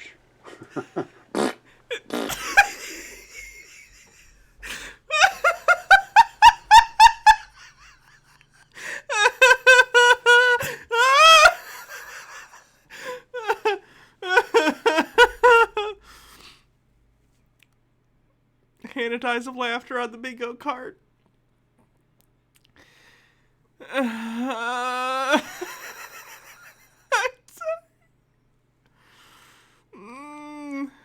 Clock Blocker says the tumor in my head keeps growing every time he does that. Please stop. 80 Blue says this is not fair. My girl is in an important work meeting next to me and I need to be quiet and I'm going to perish. Tucker White says I think this might be the stream where Hannah croaks. Stone Corbell says is this Hall of Fame material? Jitara says, I'm now of the opinion that my ancestors were right about the ice wall, not just for Scorpzilla, but for people like this. And Roland says, is Hawaii a set of squirters? Logarth says, the seconding Hall of Fame.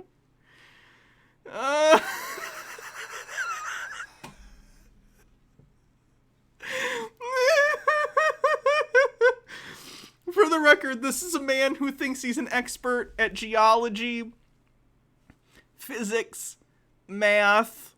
He thinks he's better than all the world's experts in biology. And he's making mouth fart noises. I love him. This poor man. Avant Gardner says, I've been making brownies and smoking all day. I'm dying. We don't have a conspiracy hall of fame. We don't even have one.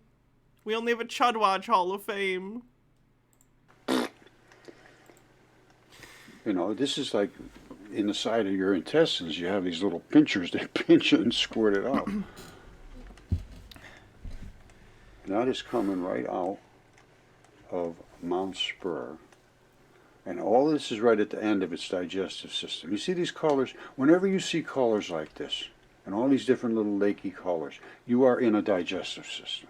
And then you have to try to... All lakes are digestive systems. Figure it out from there. But it'll always end up pooping out somewhere. And there it is right there. And there's the poop. All right, so now, that was just the start. Hall of Fame. God damn it. All right, so don't forget, this is the newly found Scorpzilla. And there's his head right up here. Now, I like the idea that his research is basically just looking at Google Earth and zooming in and out until his, like, pareidolia is like, oh, that looks like a thing. Andrew Tate got raided on human trafficking suspicions. Yeah, that happened a little bit ago. We covered it. I've got a tag over here because I was looking at the Colorado River. Now this Scorpzilla is a very, very, very large creature, as all the giant dragons were, basically. Now, where am I? So that's pretty good right there. Now, what do we have here? Scorpzilla's head is over here. All right, that's the west coast of the United States. Is the VOD of Andrew Date's coverage lost to the Aether? I actually don't remember. It might be. I don't know. Dr. White says, I feel like this is the real-life equivalent of this. I can't play it. I wish I could. Can't play it, though. Ashy Boo says, I feel like going to a random spot on Google Earth and looking for a creature or whatever in the geographic landmarks is a great creative exercise, but this guy's taking it too far. Now, what did I... Found something for me in Baja. Oh, God, what is it?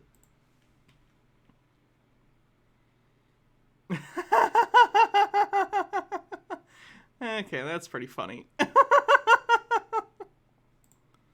Peg here. Where do you see this? This I found very interesting. Has anyone figured out what happened to Red Pill when he disappeared in Ukraine? Yes. He got picked up by the SBU, and he's been released, but put in basically house arrest in his hotel room without his phone and laptop and stuff, so he can't make more videos right now. Logarth says, new geology term, effluvian fan. Only geology nerds will get this. And Dude Lido X says, this man's world could be an interesting D&D setting. Yeah. Because somebody was asking me, a friend of mine, to look at some things out in this area. And I know that the Colorado River is in desperate trouble. And I can tell you what, this is, again, these are digestive systems. Now, I don't know if the Earth is actually literally a living creature and all this water and everything is running out of it like veins and arteries and so forth, and we're killing the Earth, which we are. Fracking and all this stuff, they're killing the Earth, no question whatsoever. If it was alive, it's not much longer for this world. Now, so where are we going to look? We want to look at this Colorado River. And where did it come from? Where the hell did Colorado start? So I'm going up back, and I get it to this area up here. And I say, well, you know, it's a pretty good amount of water. And you see the different colors? Something's squirting out some other wrong, crazy color. You got this crazy color up here. This is all digestive system as well. Now, I believe this is the reabsorptive area that is pulling back waters from body tissues, which is exactly what Has he mentioned how these giant creatures lived, died? He has not. happens in your rectum and so forth. Now, where did it come from? Well, we can see there's a lot of biological, really good stuff right here. In just one exact spot. Exact spot. You see this out here? They're not going to grow anything right there, I don't think. Everything's doing fine here, and with a little bitty trickle coming through here. This is not natural. Just an actual, you know, the wind blew that like that way. No, it didn't. That is... This guy took Flesh Pit National Park too seriously. You needed to stop saying squirt. No. Tucker White says, was this guy's entire channel just a giant Poe? He's real. He's been doing this for a while. Biological. That has got something to... Logarth says, as a furry, I want to know how they reproduced for scientific purposes. do with absorption. And these are absorbing fluids that, like in your intestines, you have absorptive areas where they absorb back things that would normally be flushed out of you. And we've got one absorption area over here and one... Like, does he not understand that human civilizations typically set up shop right next to fresh water or with access to fresh water if it's an area that has a high enough water table that people can, like, do wells and stuff? But especially along, like, rivers and stuff. So, like, there's a river running through here. The soil is probably more fertile in the first place, but it's also a source of fresh water.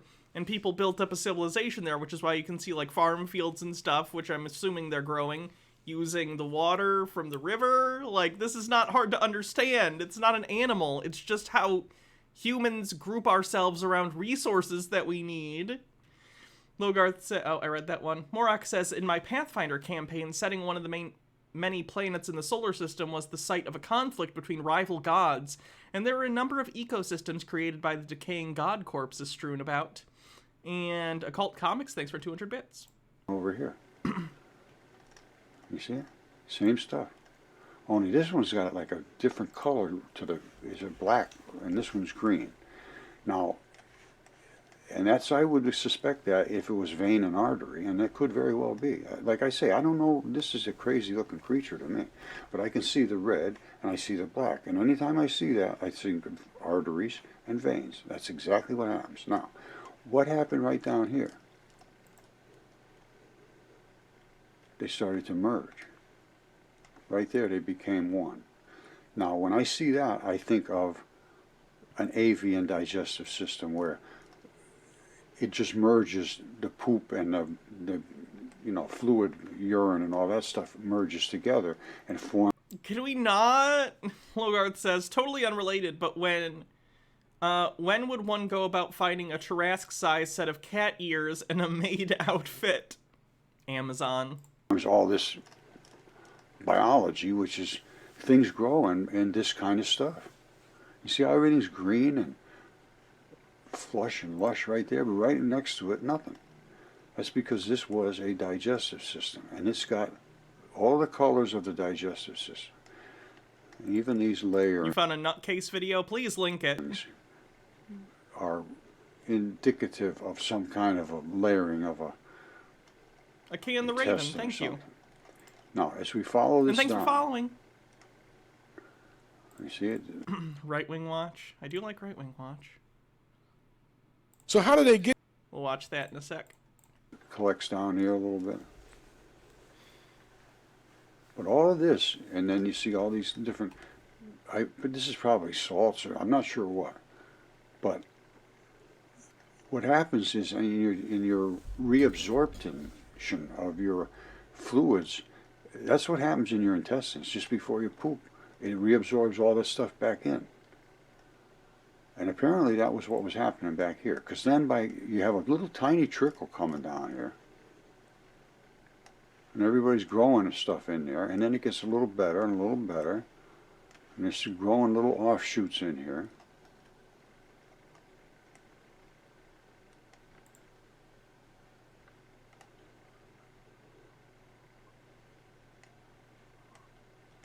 Hold on a second. Okay, my friends, this is going to be another one of those stunners. You see that? Yeah, it looks like somebody painted green on there. You say, oh, no, that's just a reflection. No, it is not. It's probably grass? What? No, it is not. It is carpeted with green, and then it has sloughed off this edge here and slid down. This, my friends, is about as green, mossy as you can get. And yeah, it's some kind of like flora. It's grass, it's moss, it's something.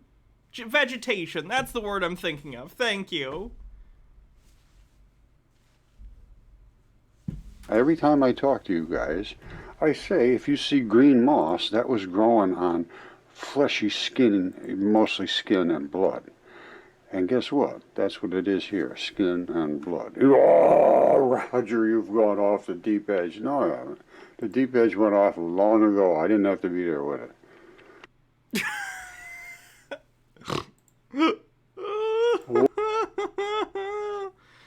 Oh, no.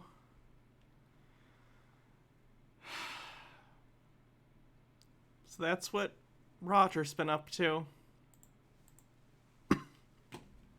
Gets you to pledge your child, and how did our parents and our grandparents pledge us as property, as surety in our personification, all capital names? It was through a evil satanic ritual called the birth of a child. Word salad and Satanism on the bingo card. Maps and Mix says he didn't show his pet goose, but is this just in a whole? It's 10 hours of the goose game. Good lord. You see, a mother goes into a foundling center, and she goes to see the dock tour. A tour is a bill of lading when a ship arrives at the dock. This is like conspiracy stuff and sovereign citizen stuff put together. I mean, sovereign citizens are a conspiracy, but it's like, it seems kind of like QAnon similar type stuff mixed with sovereign citizen stuff. And the mother puts her feet up on the stirrups, and the mother's water breaks. Yeah? Yeah. There you go. And the mother... So now sovereign citizens are going to claim they weren't born. There's water. Oh, and then Raygeology says, I have to say this to get out of my head. He should have called that video, You'll Not Believe the Size of These Giant Squirters. Sorry. I don't accept your apology. Breaks, and the child comes out of the water. Pier Squire has bingo. Let me see the bingo card. Through the birth canal, like you birth a ship, into the air, into the hands of the doctor. What the fuck is that guy talking about? Face diaper, hand my dialer, bup. Yeep. Pier Squire, can I gift you a sub? Nope. Okay, I'll write your name down and let me know when you'd like that gift sub. Oopsie. Sorry, gotta open my Word document real quick. So that's the bingo winner for the day. It is Pier Squire. We can keep playing for fun, but that is the official winner.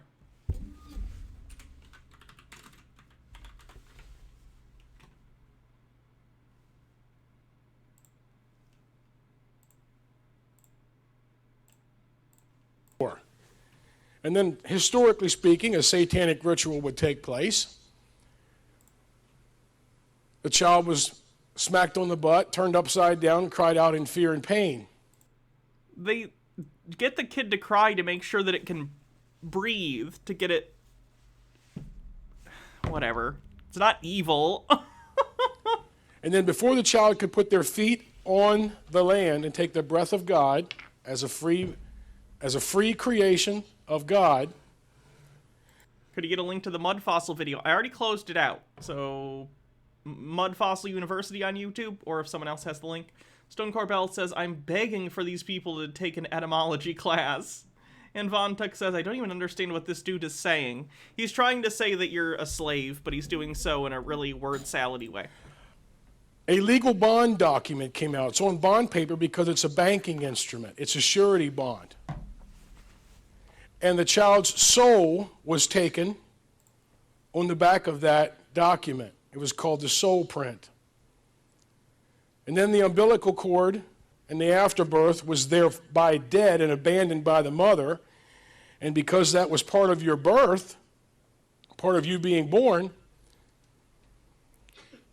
the construct, the evil, says that now that is dead. A part of you died, and now you're a dead vessel. You're an all-capital legal fiction. Okay, so he basically just said, when they take your baby's feet prints at the hospital, it's signing over their soul in a contract, and because because the placenta comes out and it dies, you are the placenta, and therefore they can enslave you because you're dead. No, none of that's true. That's a whole lot of bullshit. Yeah, that's not how anything works.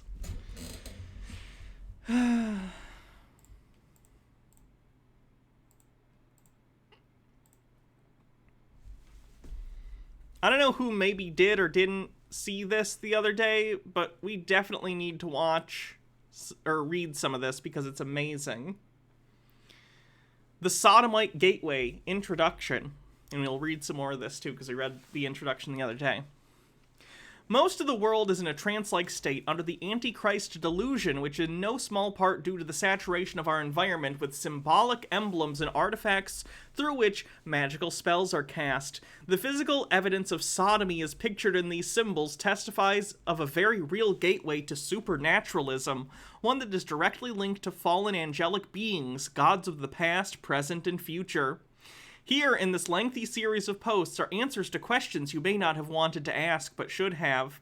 And as you join Freemasonry initially, they'll tell you that the G in the square and compass means God. But then, as you go up through the levels, they'll tell you, oh, this stands for Gnosis, knowledge. But then, when you get higher up, it stands for Generative Principle, which means buggering little boys, and I'm not saying that on my own authority. I spoke with the highest-ranking Freemason to defect to Christianity, Jim Shaw, and he was a 33rd degree Freemason, and I had a number of conversations over the phone with him about Freemasonry.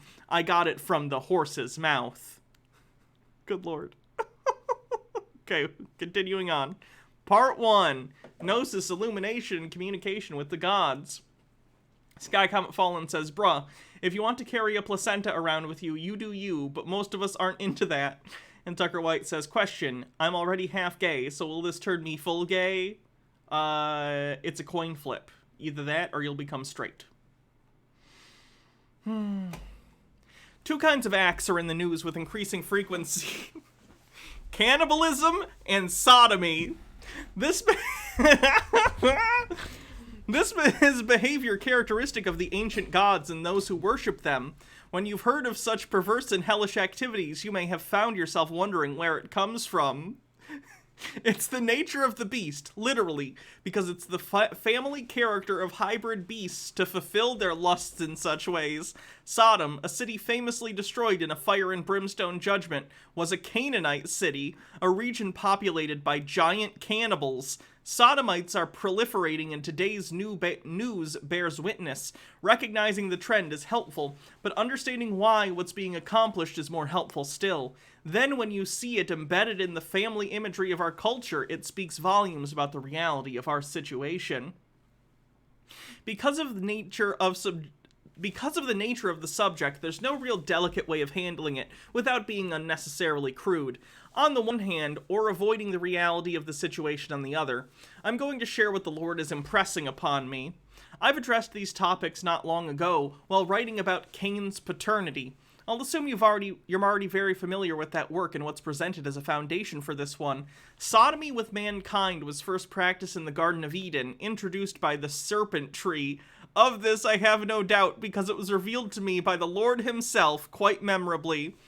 So, according to this person, the tree of the knowledge of good and evil, which in Christian mythology, Eve and Adam ate of, thus becoming morally aware, they gained moral agency and had to leave the garden and original sin and all that. According to them, the fruit of the tree and knowledge of good and evil not only gave them moral agency, but it taught them sodomy. Get me some of that fruit. Anyway, the root of cannibalism, fellatio. The root of cannibalism, parentheses, fellatio, was also practiced in that place and time, with the curses subsequently pronounced upon the serpent, and the man declaring in an esoteric manner how cannibalism would endure through the end of the age. Tucker White says, wait, what translation of the Bible had Adam butt-fuck Eve? I think it might be...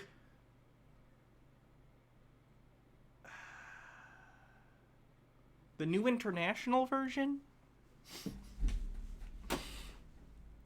What cannibalism and sodomy do for the practitioners of the left-hand path relates to worship. This is how their gods are worshipped. It brings them near to their demon angel gods and makes them like gods they worship, bringing to themselves power, illumination, and gnosis. When the serpent told Eve, "Ye shall be as gods," it was not entirely a lie, despite what you may have been taught. What was promised was not, however, a thing to be destined, or rather desired, by anyone who knows the love of the Lord who created us. It may be said that sodomy is a back door to knowledge, to the gnosis forbidden for our own good. There's a pun there, intended, and this is the subject of perception engagement. I encourage here, as I bring this dark subject of sodomy into the light of day, as the Lord leads. I'm gonna tell you something, okay?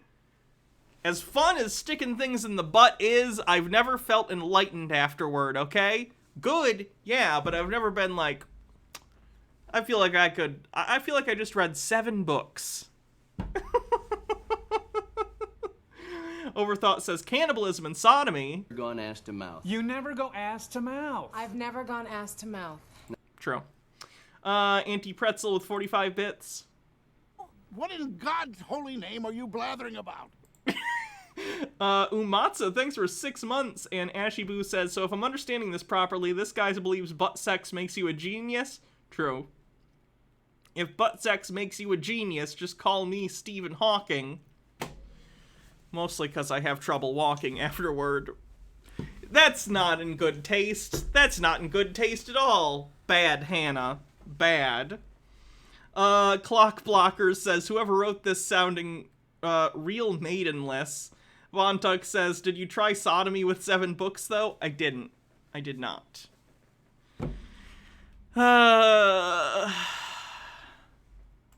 Anyway, where did that go? Here it is. I'll warn you at this point that if you continue, you're going to see things you won't be able to unsee. It won't be anything beyond what you may regularly see in public, but you're likely going to learn to see it from a different perspective. Caveat, if you've personally been victimized, and have been cautioned by your therapist to limit your exposure to potential triggers, I recommend, seeking their approval first. Hydrate? Will do.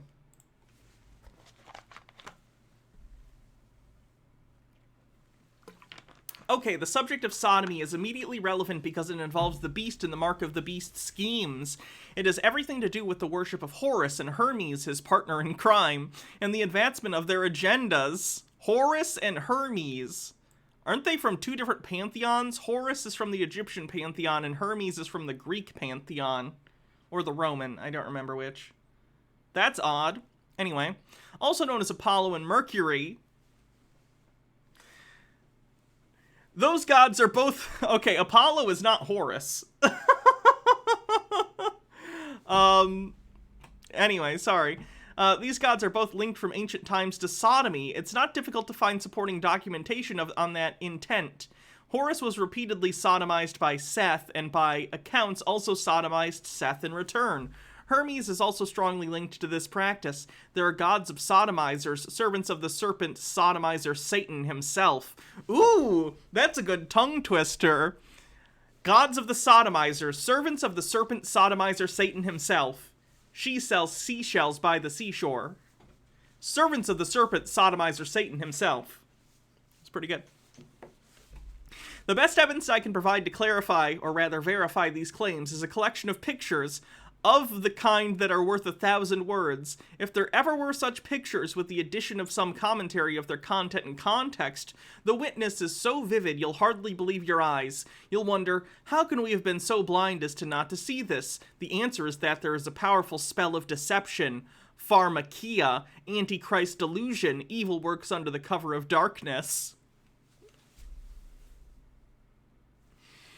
I'm going to start with a graphic image over 400 years old, John Dee's Monis Hieroglyphica. John Dee was a sorcerer famously practicing the Enochian system of demonic evocation, divining by scrying with Mexican obsidian, availing himself of automatic writing, and channeling with the aid of a familiar spirit. This is John Dee's enigmatic treatise, blah, blah, blah, blah, blah, blah. Now I gotta read that part. This is John Dee's enigmatic treatise on symbolic language. Although published in 1564 at age 37, he considered it valuable throughout his life. The Monis is a highly esoteric work. In it he claims himself in possession of the most secret mysteries. He wrote in it 12 days while appearing in a peak, mystical state. I am the pen merely of God, whose spirit quickly writing these things through me, I wish and hope to be. He claims it will be revolutionize astronomy, alchemy, mathematics, linguistics, mechanics, music, optics, magic, and adeptship. That's quite a claim. Keep that introduction to the work presented on the Esoteric Archives site in mind. The Monis Hieroglyphica, or hieroglyphic monad, is an esoteric symbol invented and designed by John Dee, the Elizabethan magnus and court astrologer of Elizabeth I of England. It's also the title of the 1564 book in which Dee expounds the meaning of his symbol, Dee's glyph. D's, more like D's nuts, whose meaning he explained in Monis Hieroglyphica as representing from top to bottom the moon, the sun, the elements, and fire. Can I just see a picture of it? Like, what are you doing? I'm so confused. Shivers the Squirrel says, John Dee's stuff may have been nonsense, but it was explicitly what he believed was communication with angels, not demons. I wish if they were going to spout BS, they'd at least get it right. Yeah. That would be nice. In the introduction post of this series, John Dee's Monis Hieroglyphica was exposed as stick figure drawing illustrating sodomy, with Horus and Hermes identified as the sodomizers. Good for them. While this esoteric standard isn't one you'll see every day, it's certainly the foundation for some of it. Many of these images are that of the Eye of Horus, or of class I've featured as the Eye of Horus, where letter sounds are used as homonyms, or letters are pictographs, pictograms. These are ideograms, symbols that represent ideas. These spurious symbology is evidence on the bingo card. The idea conveyed in most of this collection is sodomy, with a few related images tossed in the mix as visual aids. This person is accidentally Rorschach testing themselves and seeing sodomy everywhere. That's interesting. Like I stated in the intro post, because of the nature of the subject, there's no real delicate way to address it. To recognize the magical symbol, snares set for you by gutter-minded people. Whose mind is in the gutter? This person thinks about butt sex more than I do. There's a sense in which you must change your perspective, lowering your viewpoint to see these things from their angle. Sodomy isn't being projected to simply amuse or offend people because most don't even perceive it. It's being projected to ensure people in the web of deception with So basically this person is accidentally seeing like anal sex everywhere when they look at things and thinking about anal sex, and they're like, I'm not thinking about anal sex because I want to think about anal sex. There's a cabal of people hiding anal sex everywhere, so I have to think about it. Yikes. Holy repression, Batman. Rageology says, I've seen John Dee's obsidian mirror in the British Museum, and the only asshole I saw in it was myself. Dr. White says, Christ, not even Daddy Sume thinks about ass this much. True. Whether or not sodomy is personally practiced or even a temptation is not really the issue here. It's the full spectrum and every bandwidth of demonic projection through symbols that captivate that is the issue. What this all really means is dark and utterly tragic, but retaining a light heart helps us cope with the discomforts of learning to recognize and interpret these symbols.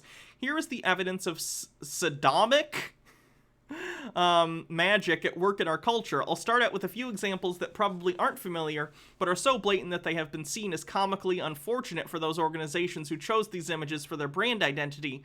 These are all legit logos. The first is for the... Did they not include the pictures here? Hold on. I gotta go to the original site. Okay. The first is for the Instituto de Estudos Orientales. It's a golden temple framed by the rising sun. If you try hard, you might see that their organization and facility might not actually be devoted to the worship of the sun god through the practice of sodomy, but given the logo and how common it appears to be, it probably is. So this logo accidentally looks like a pee-pee going in a butt. So they think that it's a secret message. Ashibu says, Rorschach tests are pretty bullshit, but I think you might be onto something here, Hannah. Let me zoom this in a little bit. There you go. You guys can see that, right? Okay.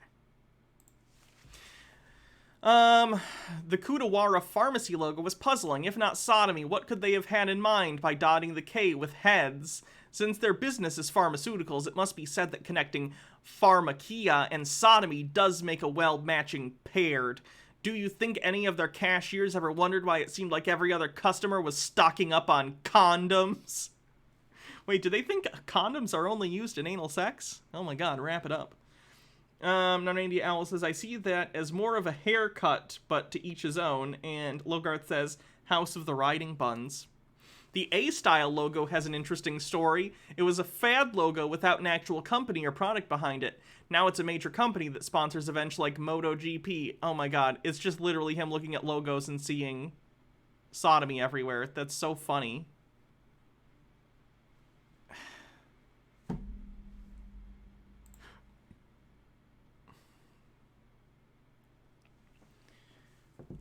The Horus Eye EPA logo is at a distance, an eye with the globe as the pupil of the greater eye framed by the encircling text. It's also the dotted eye of Horus. Oh my god, he just keeps going.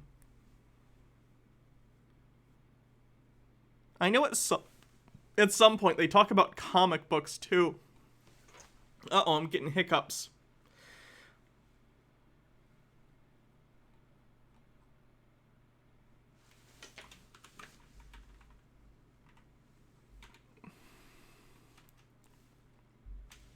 Okay, that's enough of this. We can read more of this another time, but I do find the obsession that person has with sodomy to be funny. Tiger White says, so I think I saw NASA's logo on that website. I gotta know how NASA promotes butt sex. Good question. Morok says, Rorschach reminds me of something. Back in the mid-2000s, my brother discovered Watchmen, and his main takeaway seemed to be Rorschach is cool and badass. I didn't read it until much later in life. I got the vibe that Rorschach was supposed to be a cringy dumbass. Am I alone in this? Is your brother Zack Snyder? Yeah, you're not supposed to like Rorschach. Rorschach is an awful, awful person. Like, you're not supposed to like Rorschach.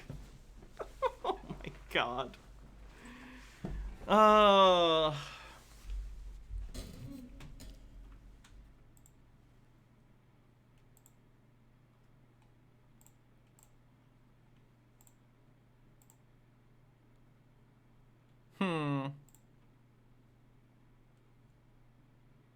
I don't know why everybody has such a hard time believing in such a massive conspiracy. First of all, the numbers are in fucking everything, and they indoctrinate their children at 5 years old. That's what the Wizard of Oz is all about.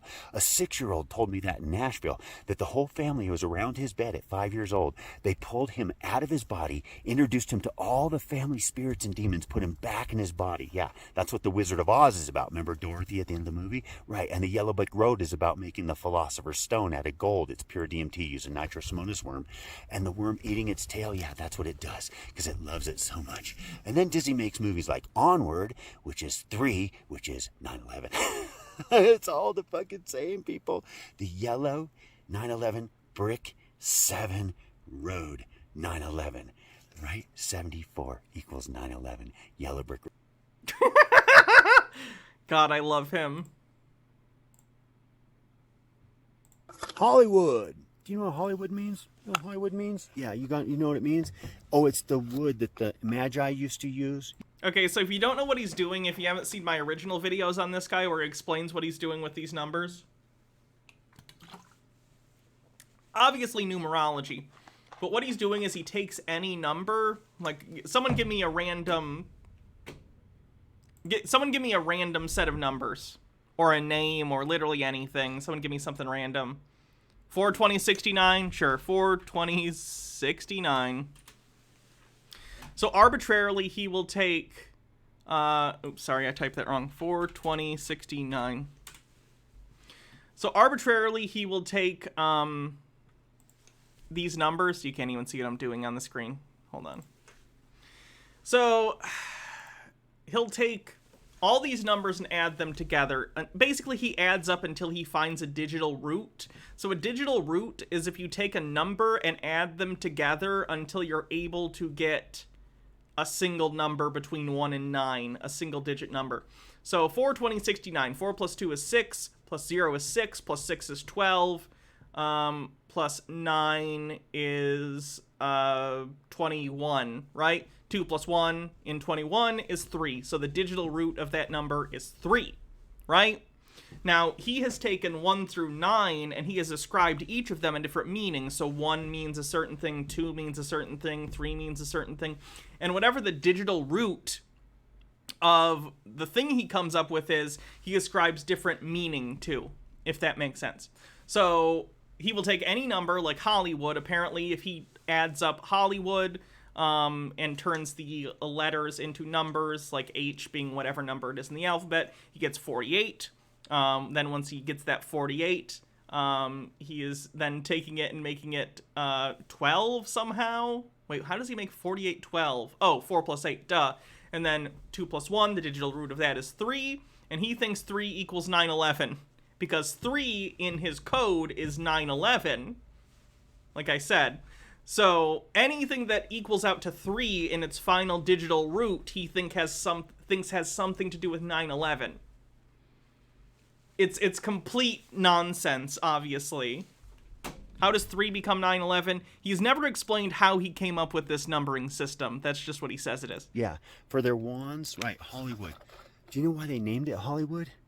Because Hollywood adds up to 48, which adds up to 12, That's funny, because it was actually called Hollywood Land originally. At least that was the name of the, like, development that actually put up the Hollywood sign. But, whatever.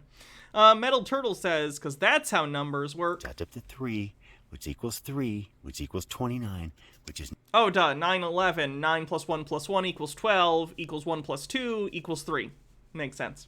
9/11. It's because the digital root of 9/11 is 3, so he thinks all numbers that also come out to the digital root of 3 must somehow be related to 9/11.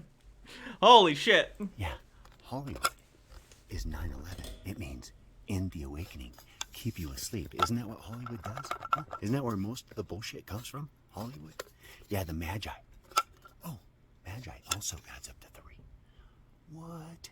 3. 3. 3. 3. 3. 3. Yeah, 9 plus 1 plus 1 equals 11, which would be 2. Yeah, I don't know then. Weird.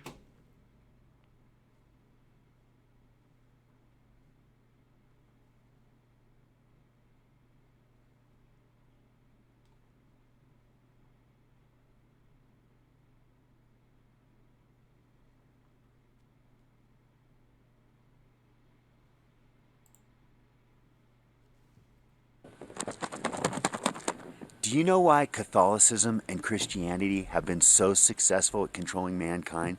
Because the Holy Bible, which is 36666, is really a booklet of 9/11. It's an instruction manual for secret societies on how to keep you asleep and how to keep you from knowing that God is inside you and God is the sun in the sky, right? The whole Bible is 9/11. Roll the rock away, the rock 9/11. Jesus, 9/11. Cross, 9/11. Cain and Abel, 9/11. Noah, 9/11. Noah's Ark, 33. The whole thing is a secret instruction manual. When you go to church on Sunday, it's a big bullshit thing. Everybody's bullshitting you. Just like with the masks and everything, right? It's all a secret society manual on how to bullshit you from the fact that God is in you and that we are waking up. 9/11 means in the awakening. Because it's all bullshit. Everybody's bullshitting you in church. Do you get it?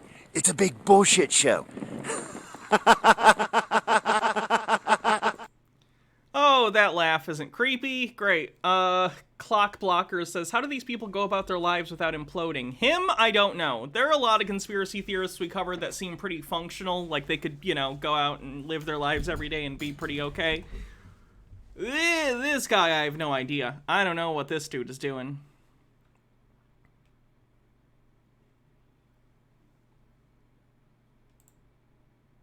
Oh god, it's a 20-minute video by him. He never does 20-minute videos. Vladimir Putin's not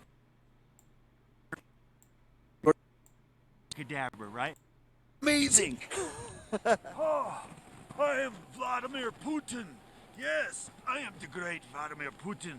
I am fighting the New World Order. No, a lot of my truther friends think Vladimir's some kind of hero fighting the New World Order. It's all part of the plan. I laugh that one day this man will author all the Florida math textbooks. Oh god, that hurts. Idiot Blue says, this guy is so wild, he puts milk into the bowl before the DMT. And Rachology says, God is in you, and we're back to the sodomy. He's just an actor. Vladimir Putin, abracadabra, right? Vladimir was in the KGB. KGB 272. What is that? 9/11. No. Unfortunately, Vladimir Putin is not coming to save the world. He is not the hero we were looking for. No. The hero we are looking for is you. You are the only hero. Nobody's coming to save us. Jesus is not coming to save you. Vladimir Putin's not coming to save you. Your mama ain't coming to save you. Nobody's coming to save you. It's up to us, people. The truthers, the 22s, right? The 22s. I'm not a crook. I am a hero.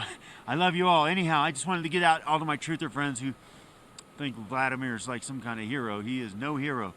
He is evil as they come. Russia is still completely controlled by the Bolsheviks, and the Bolsheviks are ruthless killers. I think they're needing Ukraine because... Borat is 9/11. Stone Corbell says, what is Putin is watching this video? What if Putin is watching this video? I don't think he is. Oh, Borat did 9/11. I think they want to move a shit ton of equipment. That's where Hitler's equipment came from. Hitler's equipment came from Russia. That's why Hitler went into Russia. That's why he went against his ally. He needed Russia's factories to get the Blitzkrieg machine. That's where he got the Blitzkrieg machine. It wasn't built in Germany. But also, that's what I think Russia did. I think Russia's been building shit tons of military weapons.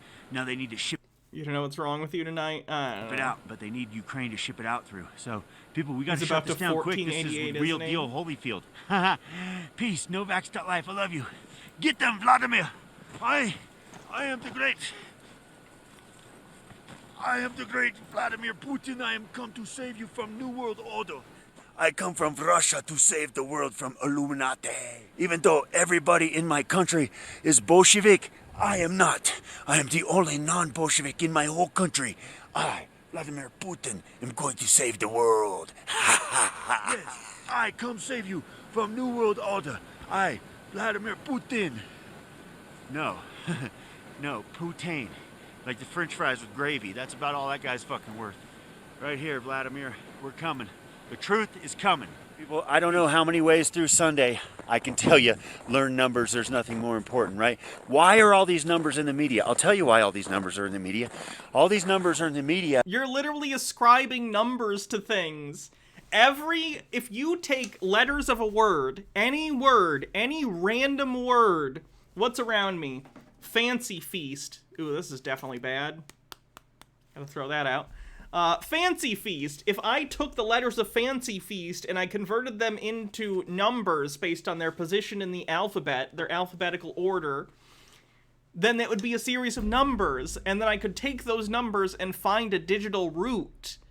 Because that's just how that works. You can ascribe letters to numbers, and then numbers add up.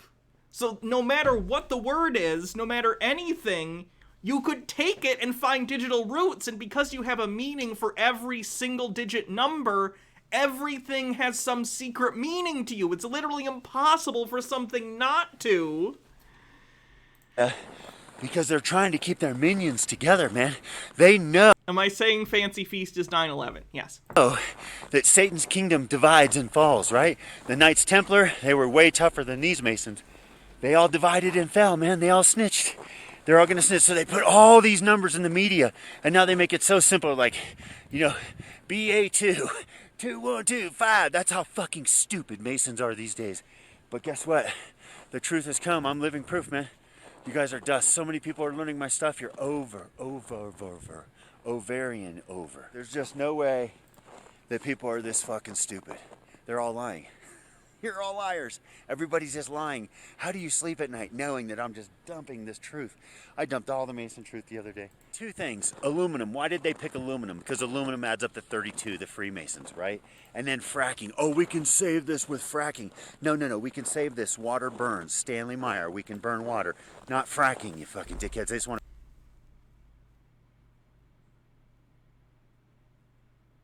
Water does not burn. It evaporates. to poison more water. These people are just trying to kill us every which way they can, people. Don't buy into any of the bullshit on the news. All you're seeing is a bunch of free-made communication as they desperately trying to keep their minions together. But I'm telling you, we're this close to someone knocking on my door saying, hey, I'm ready to snitch. I want my... He's banned to the Snow Realm, thankfully. Yeah. My soul back. It's on. Victory, victory, victory. You can see it. You can smell it. Oh, can you smell it? Oh. Can you smell the victory of the Lord? The victory of truth is coming. It's the end of the fucking Illuminati. Woo-hoo-hoo-hoo-hoo-hoo. All right, folks. We got 200 million microscopes on these Illuminati right now. These Freemasons are cornered. We got truthers everywhere. There's not a damn... Which of the back rooms is the snow level? Place they can go. We got the numbers crunched. We got the documents filed. It's going down. Get your microscope. This is Peter in 20 years. Unfortunately, you may be right. Stone Corbell says, if there's a massive worldwide conspiracy that is ruthless and murderous as you say, why are they not... Yeah, it doesn't make any... I explained this earlier. It doesn't make sense. It's about, for a lot of them, feeling special. It has to make narrative sense, not literal, logical sense. They're the hero in the narrative, or at least a hero in the narrative, and heroes don't get unceremoniously shot in the back of the head. You know what I mean? So, even though, of course, if there was some large global conspiracy, anyone who talked about it would get disappeared. He can't, because he's a main character in this story. Stuff closely. Crunch the numbers yourself. There's only 9 of them. Squeeze that trigger. Boom! Bye-bye, Satan. Bye-bye, evil ones. The earth is now free of the Illuminati. Peace. Up.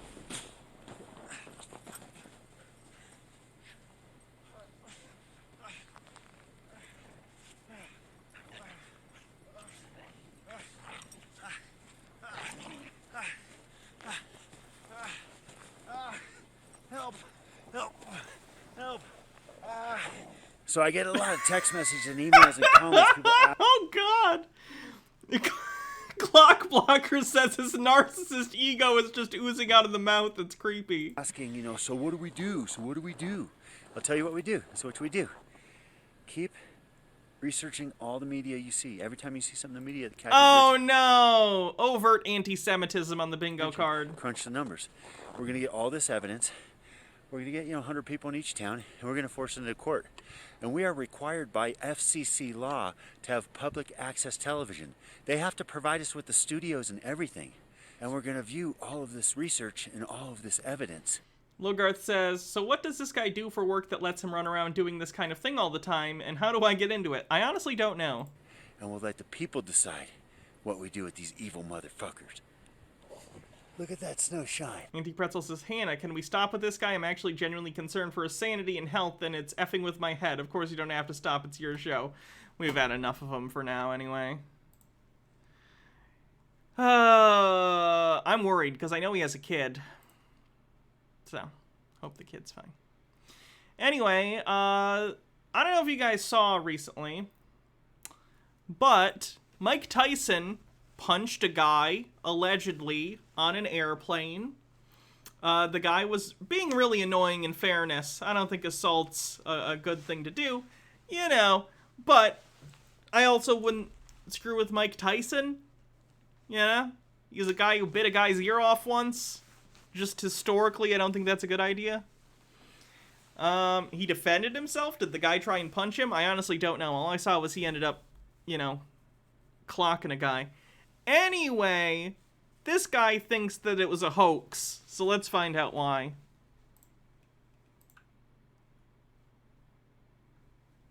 If it wants to load, it loaded earlier. Let's try again. Back on. Now, we see things different from other people, you know what I mean? Because we realize that if you see things the way they show you and the way they want you to see it, you're gonna get deceived. You understand me? Now, we go break down the so-called Mike Tyson right here, so-called punching somebody on a plane. And just in case you don't know, with these so-called plane mishaps nowadays, the Mike Tyson as a puppet gotta play his part. That's what you need to understand to make it look real. And that's the reason why they have these fakers right here and the masses. We go get into this right here and break it down from TMZ. Make it run. Now take a look at this right here. They're trying to convince the dumb people of this earth that this is a plane right here. They're riding on a plane. Mike Tyson sit right there. And they are on a plane. Some dude right here messing with him. Mike Tyson.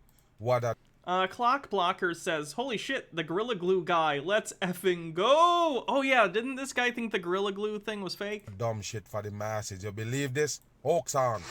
This is George something to Mike Tyson. Pay attention right here, people. Look how dumb this shit look. This look like a plane to you? I'm still... It does. It looks like the first class area on a plane, or at least business class, depending on the plane. Stone Corbell says, but why, though? What reason could anyone possibly have to fake this? I don't know what he's going to say, honestly. They're looking like, why the masses believe this shit? This is nothing but green screen TV for the dumb folks.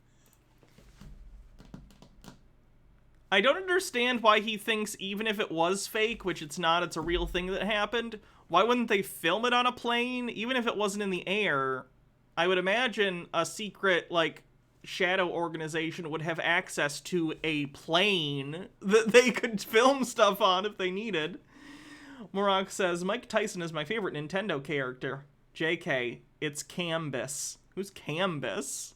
To watch at home, pay attention, another entertainment in the pandemic. Look at this shit right here. Man, he'll be rapping with Tyson. Mike Tyson trying to give us some shrooms. Wow, plane ride. Watch this right here, people. Tyson looking out, man. This shit crazy. And if you notice, the video gonna show breakup, meaning that they cut off upside and then they come back and attach it with another piece. It's not a straight video. Pay attention. He should have never gave you his money. Peasants. They're peasants. And you see that, people? Somebody recording the whole thing from the side. And look, people, all of a sudden, the camera start again because look, people, pay attention here. The cameraman go totally forget about the Mike Tyson until he start punching. Pay attention. I mean, yeah, you're not going to film him the whole flight, but once Mike Tyson starts punching a guy in the head, you might be like, this is good content. 10 years. World Star. Is World Star still a thing? Did that shut down? All of a sudden, there go the camera on, and look at this fake shit if you believe. Or it could just be edited, yes. This, you're just dumb. I'm wondering it's because they joke everybody, stick everybody up with that bullshit injection, why they can fool you with these fake shit. It's obviously fake, man. Look at this. Look at this right here, people. What is this right here, people? You see nobody get punched yet? Wow, I told you, man. The shit they're gonna pass off is as real on the people is unbelievable, people. Like I said, now that you've been altered, they can show you anything and you believe it. Look at this right here. You see somebody get punched? But yo, Mike, it's just a show. Just a show. And take a look at the guy now. Of course, they go show you him right there with blood on him. He's the one that Mike Tyson punched. You see this? Look at this faker right here. We just got beat up by Mike Tyson. And take a look at his face, people. It's just a show. Why did you buy this? Move. Oh, hey, Mike. Pay attention to this fakery, people. Don't believe it. Like I say, it's a plane mishap. Tyson plane is rolling it. That's how they do it. That's why they make Tyson as a puppet. So later on, they can use him to make shit look real. Participate in fake shit on the world stage to fool the dumb masses who believe in Mike Tyson. Pay attention right here, because I told you, it's all gonna trigger down to you that have to ride the plane with other people. And of course, they're giving you all these fake fights going on the plane. It's just a government agenda. Hey, Mike. What's the agenda? He still hasn't explained what the purpose would be. Logard says, that is the face of a person barely staying conscious. That is not a smug look. That is a brain trying to figure out which way is up. Look at this right here, Mike Tyson. Yeah, that guy, yikes. Look at this Well, shit. the video everyone's talking about It's tonight. fake shit. It's fake shit. So what kind of punch Mike Tyson punch him on the side of his head? When you will see him doing that dumb shit right there. This is where he punched him. He didn't punch him in the face, in the nose. He punched him right there on the side of the face, and you see blood there. Mike Tyson would definitely know, especially if you're Mike Tyson and you can punch as hard as Mike Tyson. If he punched that guy in the nose, he could have killed him. Wow, and the hard part of his face right there, that's where blood... I think Mike Tyson is okay with getting an assault and battery charge. I don't think he's probably okay with a murder charge or a manslaughter. Lily Lovestuff says, this is the look of a person who effed around and found out. Get out of here. It's fake shit for the dumb people. Look at this. Yeah, the temple is. Right here. You see nobody punch nobody yet? The video everyone's talking about tonight, a passenger takes a flurry of punches from the former heavyweight champion, Mike Tyson, on a plane at SFO. So, what the heck was that all about? Well, KPXY's here. Donji reports it depends on who you ask. We have seen a lot of bad behavior on planes in the last few years. Yes, and that's why they use the Mike Tyson, a puppet that they make. He eat out the devil's spot and they call him up to put that fucking acting thing to this right here. He's just an actor, 100%. Even those fights that you used to see him win, they all set up, made for TV, so you can get a puppet like a Mike Tyson now to come convince the masses about these mishaps on planes. What you think? The government own the planes, the government own the fucking Mike Tyson. Move. And this fight on an... The government doesn't own the planes. What? Airlines are owned by private entities. What are you talking about? Gitara says, Pigeon for Mike Tyson Mystery said it best. Sometimes we forget that he's Mike Tyson. He could have killed you. He could have killed all of us. The airplane here at SFO is getting some extra attention because it involved one of the most well-known fighters in the world. Of course. Look at this right here, people. You see nobody punch nobody yet? Mike Tyson is a so-called professional fighter. That's how they punch? Wow, what a joke, man. Well-known fighters in what the a world. joke.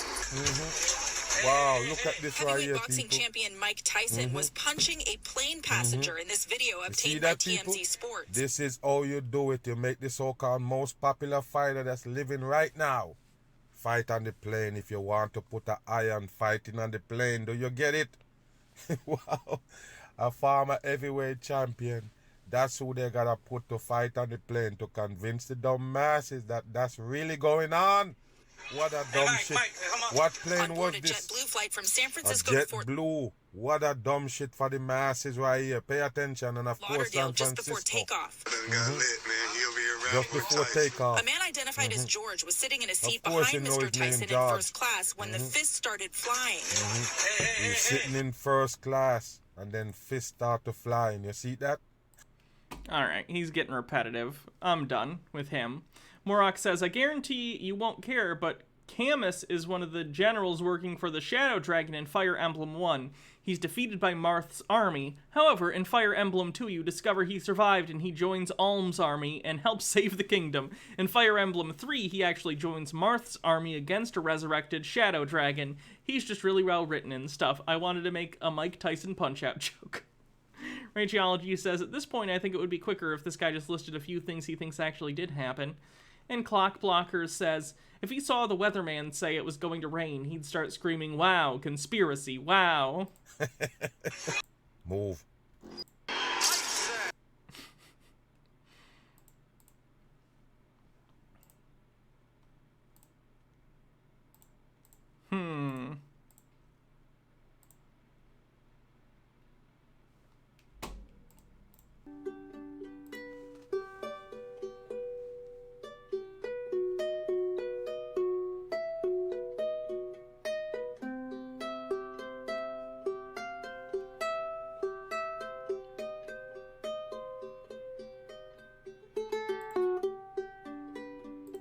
If you ever plan to visit the Griffith Park Observatory in Los Angeles, you can't miss the giant sundial on the front lawn, which is dedicated to 6 of the most influential and important scientific minds in modern history, which I'll give you a quick tour of, starting with one of the greatest astronomers of antiquity. Born in Turkey, Hipparchus spent most of his time in Greece. Considered the founder of trigonometry, he made observations on the island of Rhodes between 146 and 126 BC. His claim to fame is thanks to his improved astronomical instruments, which enabled him to determine the places of objects in the sky with greater accuracy than had been attained before. He determined the length of the tropical year, the size and distance of the moon, the eccentricity of the sun's orbit, but his greatest discovery was concerning the precession of the equinoxes, also known as Plato's Great Year, a roughly 26,000-year This is not a cleanse, this is a conspiracy thing. Astronomical cycle, which was divided into 12 ages, mimicked in the yearly 12 signs of the zodiac, which was documented long before his time, but he was able to catalog over 1,000 stars, dividing them according to their brightness into 6 magnitudes, and his development on the subject of spherical trigonometry placed him high among history's great mathematicians. Next on the monument is William Herschel, a famous German-born musician who moved to England at an early age to become one of the greatest observing astronomers, developing the reflecting telescope, speed it up, making with his own hands several hundred mirrors, which he used to discover Uranus, making him famous, of course, but his greatest work was the opening up of the subject of stellar astronomy. With him, every star was a sun. He investigated the distribution of the stars and the form of the galaxy. He found that many pairs of stars consisted of 2 suns revolving about each other, and this may even be the case with our own solar system, which many modern astronomers have postulated has a brown dwarf that influences the orbit of outer planets. Dark, so it doesn't emit light, but can be detected mathematically and possibly responsible for periodic global cataclysms on Earth by nudging comets and asteroids from the outer Oort cloud towards the inner solar system. Next, we have Isaac Newton, born in England the year Galileo died, and widely recognized as one of the greatest mathematicians and physicists of all time, and among the most influential scientists, expanding on the work of Galileo on the laws of motion, and his ultimate triumph, the law of gravitation, which states that every particle of matter in the universe attracts every other particle. And he provides some mathematical formulas for this, and shared in developing the branch of mathematics known as calculus. He also... I'm going to skip through this section. Evolution of the stars. He also showed that the planet, not all scientists that have made contributions necessarily get a monument.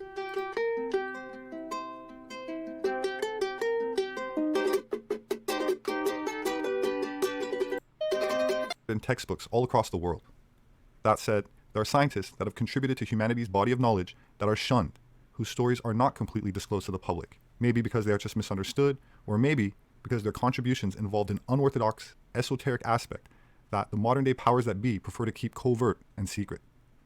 Jack Parsons was a sex magician that participated in what many claim were satanic, drug-fueled orgies, but he was also considered by many as the father of modern rocketry, an engineer and chemist responsible for advancements in both liquid and solid rocket fuel, and one of the principal founders of the Jet Propulsion Laboratory, whose scientific contributions to spaceflight were so profound that he even has one of the craters on the moon named after him. Born in 1914 in Los Angeles, Parsons was inspired by science fiction literature and developed an interest in rocketry in his childhood. In 1928, he began amateur rocket experiments, and by 1939, he converted to Thelema, the new religious movement founded by the English occultist Aleister Crowley, and joined the Ordo Templi Orientis, an occult Germanic lodge which taught ancient alchemical secrets, which Parsons incorporated into his work in propulsion, chemistry, alchemy isn't real, and spirituality. This is Edward Alexander Crowley, also known as Aleister Crowley. He styled himself the wickedest man in the world. He believed himself to be the great beast. And he changed... Aleister Crowley, as I've said before, wasn't magic. He was just a very, very horny man. Changed his name to Aleister Crowley, so it would add up in both English, Hebrew, and Greek Kabbalah as 666. Bittergrin says Newton was kind of crazy too. Yeah, he tried to do alchemy, and he did biblical numerology, I think. In 1904, Crowley had a communication with an extraterrestrial being named Iwas. And this being, through his wife, kind of a channeling type operation. Lily Love Stuff says Parsons also had his girlfriend leave him for L. Ron Hubbard. That's a shame. Brought forth a book that was called the Book of the Law in 1904. And this book declared that the slain and risen God had stepped off the throne and that a new God, the crowned and conquering child, was taking his place. He was a brilliant genius. He could play 8 chess games blindfolded. He was taking his place. Nazi symbology in this. There's a black sun, top right. The brilliant genius. He could play... If I remember correctly, I think the guy making this video is like a crypto-fascist neo-Nazi type. 8 chess games blindfolded. He was an accomplished poet, mountaineer, painter, writer. He had Radio so many Chick assigned 81, thanks degrees for that he could following. fill up 5 pages of a book with them. This guy was probably the most highly honored Mason in the world. And he began doing rituals to bring forth this crowned and conquering child. And he began to start what he called the cult of the fascinating child. And in doing this, he uncovered, without knowing it, the royal secret of Masonry. And what happened was, a gentleman came knocking at his door after he published a book. And in this book, it was a book of poetry, and in the book he had made an allusion to something. And this guy, his name was Theodore Royce. He was a German occultist and the head of the OTO, the Ordo Templi Orientis, which stands for the Order of Eastern Templars. There's the Knights Templar again. And this Theodore Royce told Crowley that he had given away the greatest secret in occult history. And Crowley said, "What do you mean? I don't even understand it." So the guy promptly initiated him on the spot to the 9th degree of the OTO and then explained the secret to him. And you're about to learn what this secret is. Did you wander into the crazy part of the stream? That's just the whole thing. How do you differentiate? The secret is that as a Mason, you are promised immortality. Where do they get their promise of immortality? Simply, the secret that Crowley uncovered, probably through demonic intervention, is the secret that this immortality is conveyed through tantric sex magic. Jack Parsons immersed himself into esoteric rituals and incorporated alchemical aspects of the occult into his propulsion technology. During rocket tests, for example, Parsons often recited Crowley's poem Hymn to Pan as a good luck charm. Parsons and the German aerospace engineer Werner von Braun had hours of telephone conversations about German space engineer is an interesting way to describe Werner von Braun. Not technically inaccurate, but I think you're glossing over something pretty important. Like, which era of Germany did he... Just saying. Headline could probably be Werner von Braun, former Nazi rocket scientist. Tucker White says, wait, I've lost the plot. What was Colin Cowherd there going on about? Sex, magic rockets. Rocketry in their respective countries, as well as their own research. Von Braun was the leading figure in the development of rocket technology in nationalist Germany, and a nationalist Germany! Wow, this guy does not want to say the word Nazi! Weird. Nationalist Germany, ooh. See, I hear Nazi and I go, ooh, Nazi, but I hear nationalist Germany, you say, ooh, that's kind of intriguing. Fuck off. What the fuck? Pioneer of rocket and space technology in the United States. Without Parsons, Neil Armstrong may have never set foot on the moon, And to those that don't believe America ever made it to the moon in the first place, then surely one can say that without Parsons, American military power might be a fraction of what it is today. Logarth says, pretty sure he wasn't a former Nazi, German, or rocket scientist. Werner von Braun was those things. I don't know if he was, like, German, but he worked for the Nazi party developing rocketry for them. That is absolutely a thing that happened. And do you know what you call someone who works for the Nazis? A Nazi! His scientific contributions were probably downplayed because he was a leader of a black magic sex cult, of which Scientology founder L. Ron Hubbard was once a member, and also He was still all three when he developed our rockets, is what I'm saying. Oh, well, that's my bad. Jack Parsons' roommate. Hubbard was Clock Blockers, thanks for 9 months. That's a sub, baby. Says, I would love to see a science fiction series where we resurrect geniuses of the past and have them figure out how to use our tech and cope with a different lifestyle than we have now. Yeah. Sub baby name. This sub baby's name is going to be Werner von Smith. Werner von Smith. Yes, do not look into my past. was a relatively famous science fiction writer at the time, and Parsons was a big fan of the genre and was immediately taken with Hubbard, writing, quote, "He is a gentleman, red hair, green eyes, honest and intelligent, and we have become great friends." They allegedly participated in sex rituals in Parsons' Pasadena home and shared partners, with Hubbard eventually taking off and marrying Parsons' young girlfriend, as Hubbard also allegedly drew esoteric power and knowledge from these ancient alchemical secrets that were associated with Crowley's teachings. Magician, the magic cults of the 8th, 9th, 10th, 11th, 12th centuries in the Middle East were fascinating.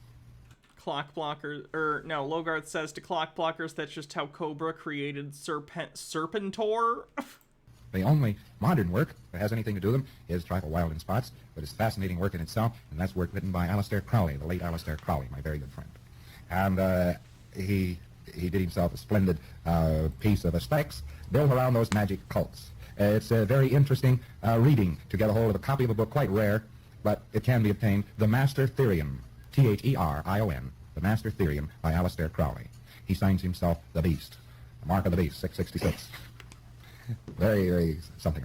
While there has been debate as to the degree of influence Aleister Crowley has had on L. Ron Hubbard and Scientology, let's see what L. Ron Hubbard's son has to say. My first guest, Ron DeWolf, was the son of a missing L. Ron Hubbard. Let's give him a big round of applause, please. Citisaurus says, our demon spawn Jack Chad is crawling up the walls and speaking in tongues. What have you done to me, Hannah?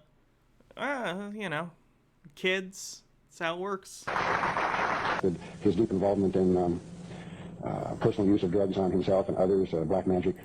When you say black magic, what are you talking about? I mean, some of the things that I read in the stack of material, it sounds just absolutely unbelievable. What are you talking about when you say this? Well, the funny thing is that the actual truth is about as far out as Scientology itself. Really, the basis of Scientology, which is rather hidden and covered over, is the occult, the deep involvement with satanic powers that he felt that he was deeply involved with a British black magician called Aleister Crowley, and through putting himself in deep hypnotic trances and the use of drugs on himself, he wanted to become the most powerful being in the world. How would you describe what Scientology is all about and what the Church of Scientology is all about? Well, to put it in layman sort of a succinct terms, Scientology says basically that 74 trillion years ago, everyone willed themselves into existence, and through space opera games and science fiction sort of things, they have created this universe. This is a universe created by you, me, and everybody else. And now we find ourselves trapped into bodies, and the goal of Scientology is to get untrapped from these bodies and to return to this godlike state which is called operating Satan. How do you do that? Through applied philosophy, through sitting down across from each other in chairs with e-meters, which is a skin galvanometer. Tucker White says, y'all be surprised just how many former Nazis wound up working for the U.S. government, because it turns out most of them didn't give a shit about Hitler's ideas and jumped ship when it was advantageous and had expertise in weapons America wanted. Yes.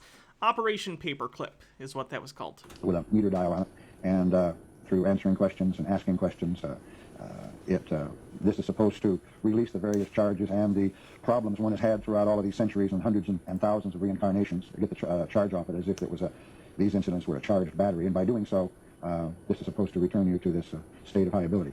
He was very deeply involved in black magic from early teenage years, which was the use of drugs and hypnosis, as an example. He used to conjure up these demons and neither of those are magic. Thereby plug into them or have them plug into him. And a lot of demons his aren't real. early writing, which could be called spirit writing. And so he was very deeply involved in black magic, as an example, especially from Aleister Crowley, which was an English black magician. And around 1947 or so, he decided that he was the Beast 666 incarnate, because that's what Aleister Crowley was, and he died in 1947. While Crowley was a high-level Freemason, there are reports that L. Ron Hubbard was a Rosicrucian, at least for a brief period in 1940. The ancient and mystic Order of the Rosy Cross, as the organization is formally known, has the symbol of a cross with a rose at its center. It has several meanings, depending on the source, some claiming that the Rosy Cross predates Christianity, where the cross represents the human body and the rose represents the individual's unfolding consciousness. That's one interpretation. Looking at this cross, we can clearly see 8 points, which can be traced back to the 8-pointed star of Inanna of Sumer and Ishtar of ancient Babylon. This covert form of goddess worship was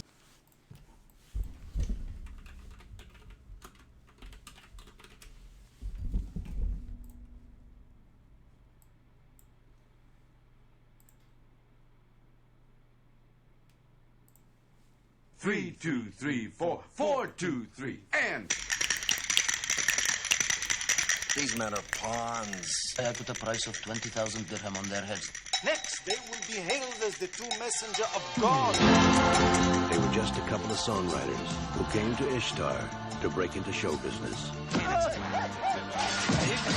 boy, easy boy. What the hell's the matter with him? Is he blind? Well, yeah, he is, but he's in perfect condition.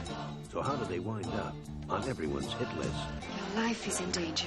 Behave normally. We have guns pointed at your back. No, don't put your hands up, you idiot. Oh, little darling. My little darling.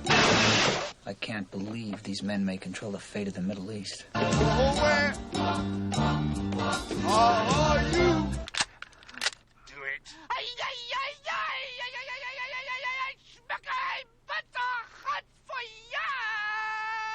This is unbelievable. Are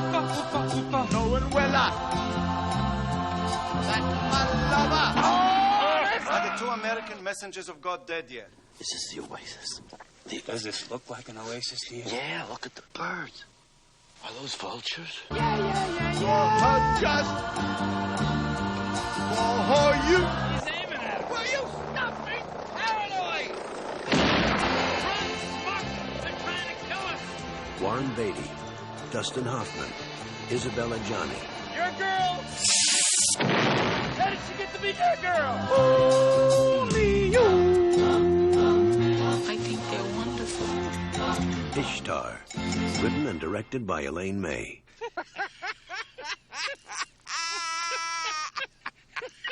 This is some of our best work.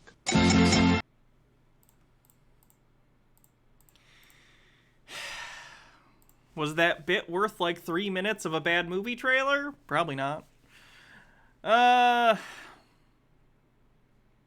What did I miss? Morok with 100 bits says, last bits for the day. Just wanted to let you know that I said the professor wouldn't fit into my next Pathfinder game, but I wasn't thinking clearly when I said that. The final arc of my next campaign is, theoretically, my players could always derail things, going to be set in my settings version of Sigil, the center of the multiverse in Greyhawk lore. I've decided she'll be an optional NPC they might meet there. Nice.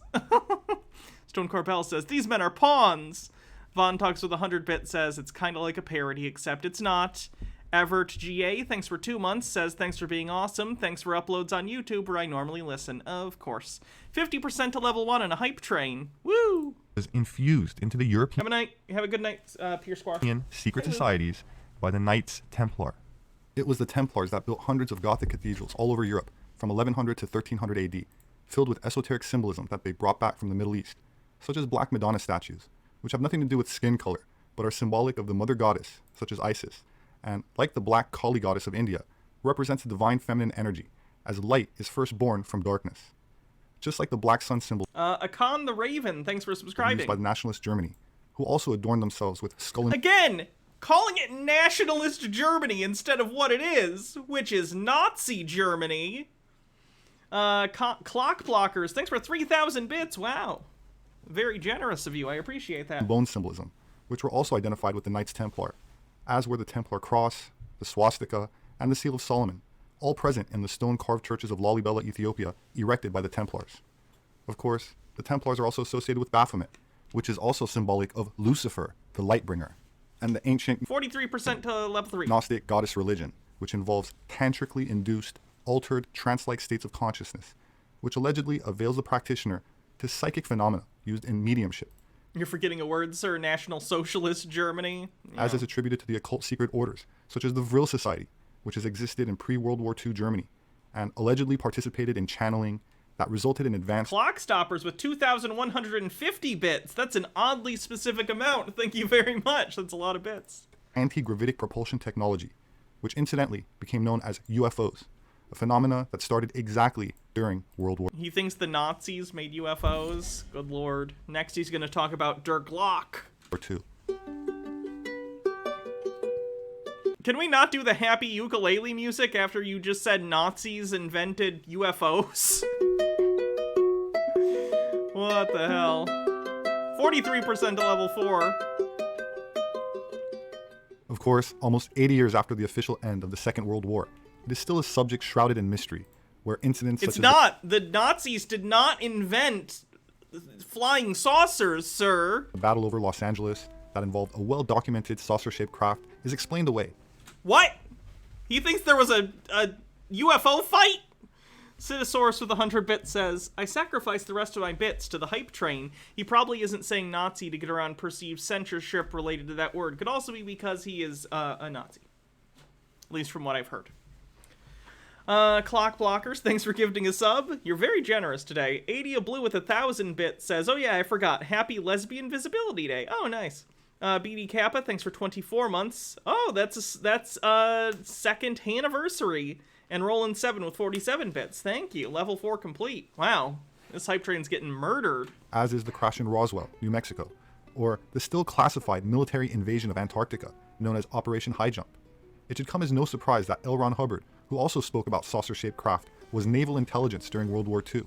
And the death of Jack Parsons was also controversial, as he allegedly passed away from an explosion in his home in 1952, the same year a fleet of a dozen saucer-shaped UFOs were photographed flying over the White House. Nerdtacular with 100 bits. Wow, okay. Clock Blockers gifting 5 tier 1 subs. Goddamn, Clock Blockers. Thank you very much, I appreciate it. Did you get like a tax return or something?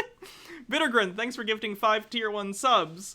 Kippy with 100 bits says, bits for Hannah and Baja on Visibility Day. 115% of level 5. We did it, everyone. Thank you very much. There seems to be a missing gap between the conventional science of the general public, celebrated on monuments, and the covert Templar-derived science of antiquity, which is rarely depicted on statues or in textbooks, unless they're books restricted to the genre of science fiction.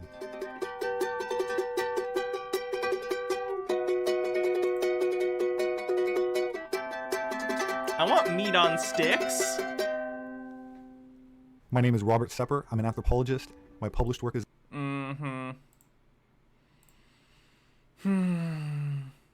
Yeah, he has a whole video on debunking Out of Africa, which is, you know, of course, the accepted, you know, hypothesis as of now that Homo sapiens evolved in Africa and previous hominids and then left Africa. He's trying to debunk this because he's a white nationalist and he doesn't want to think that all humans are derived from Africa, even though we are.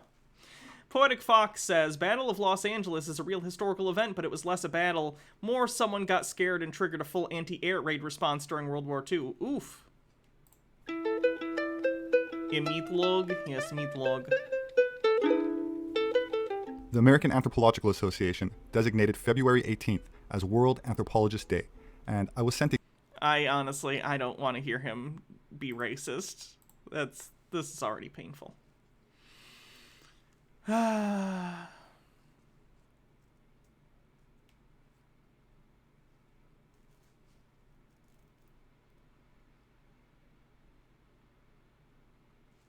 Atlantis. Oh god. He calls himself an anthropologist and he's talking about Atlantis like it's a real place. Is there a galactic federation? Oh god.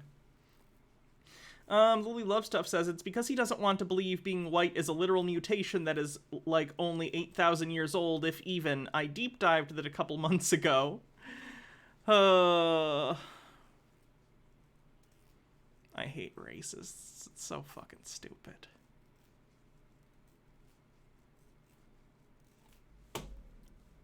Anyway, since we're wrapping up the hype train, let's find a cleanse. And then we'll call it a night and we'll raid someone.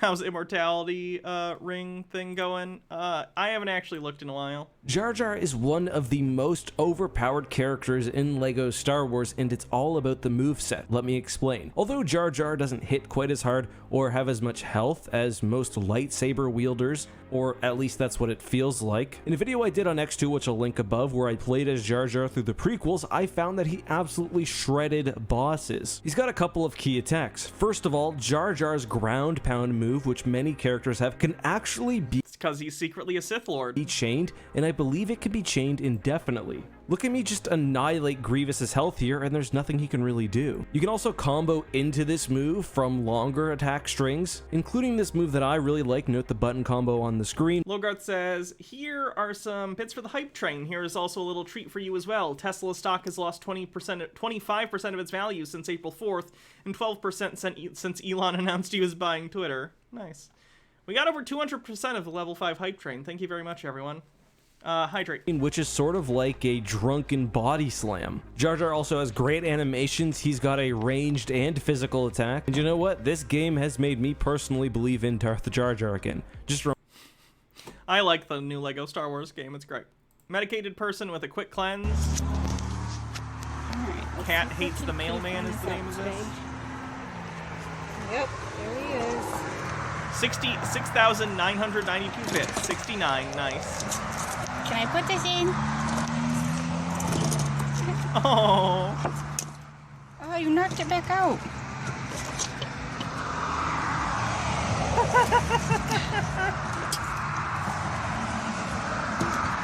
Silly.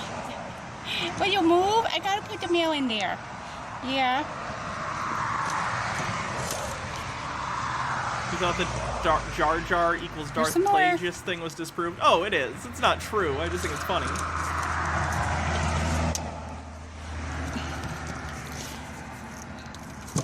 One more. I just gotta put one more in there. Come on. Move your paw.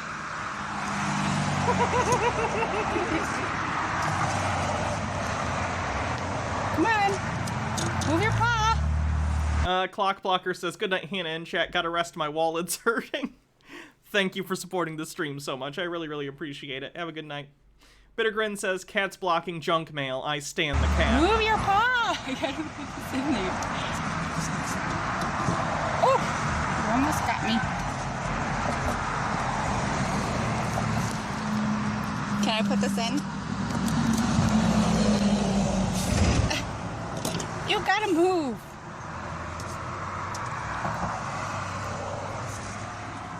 Hey, you gotta move so I can put this in. Hey, silly.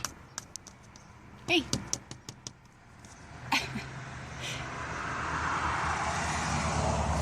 I gotta put this in, silly Willy. You really don't like the mail, huh? Bye. No more, we're all done.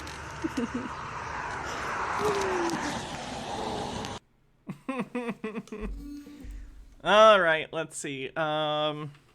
Twitch, who are we gonna raid? Who's live? Who's live?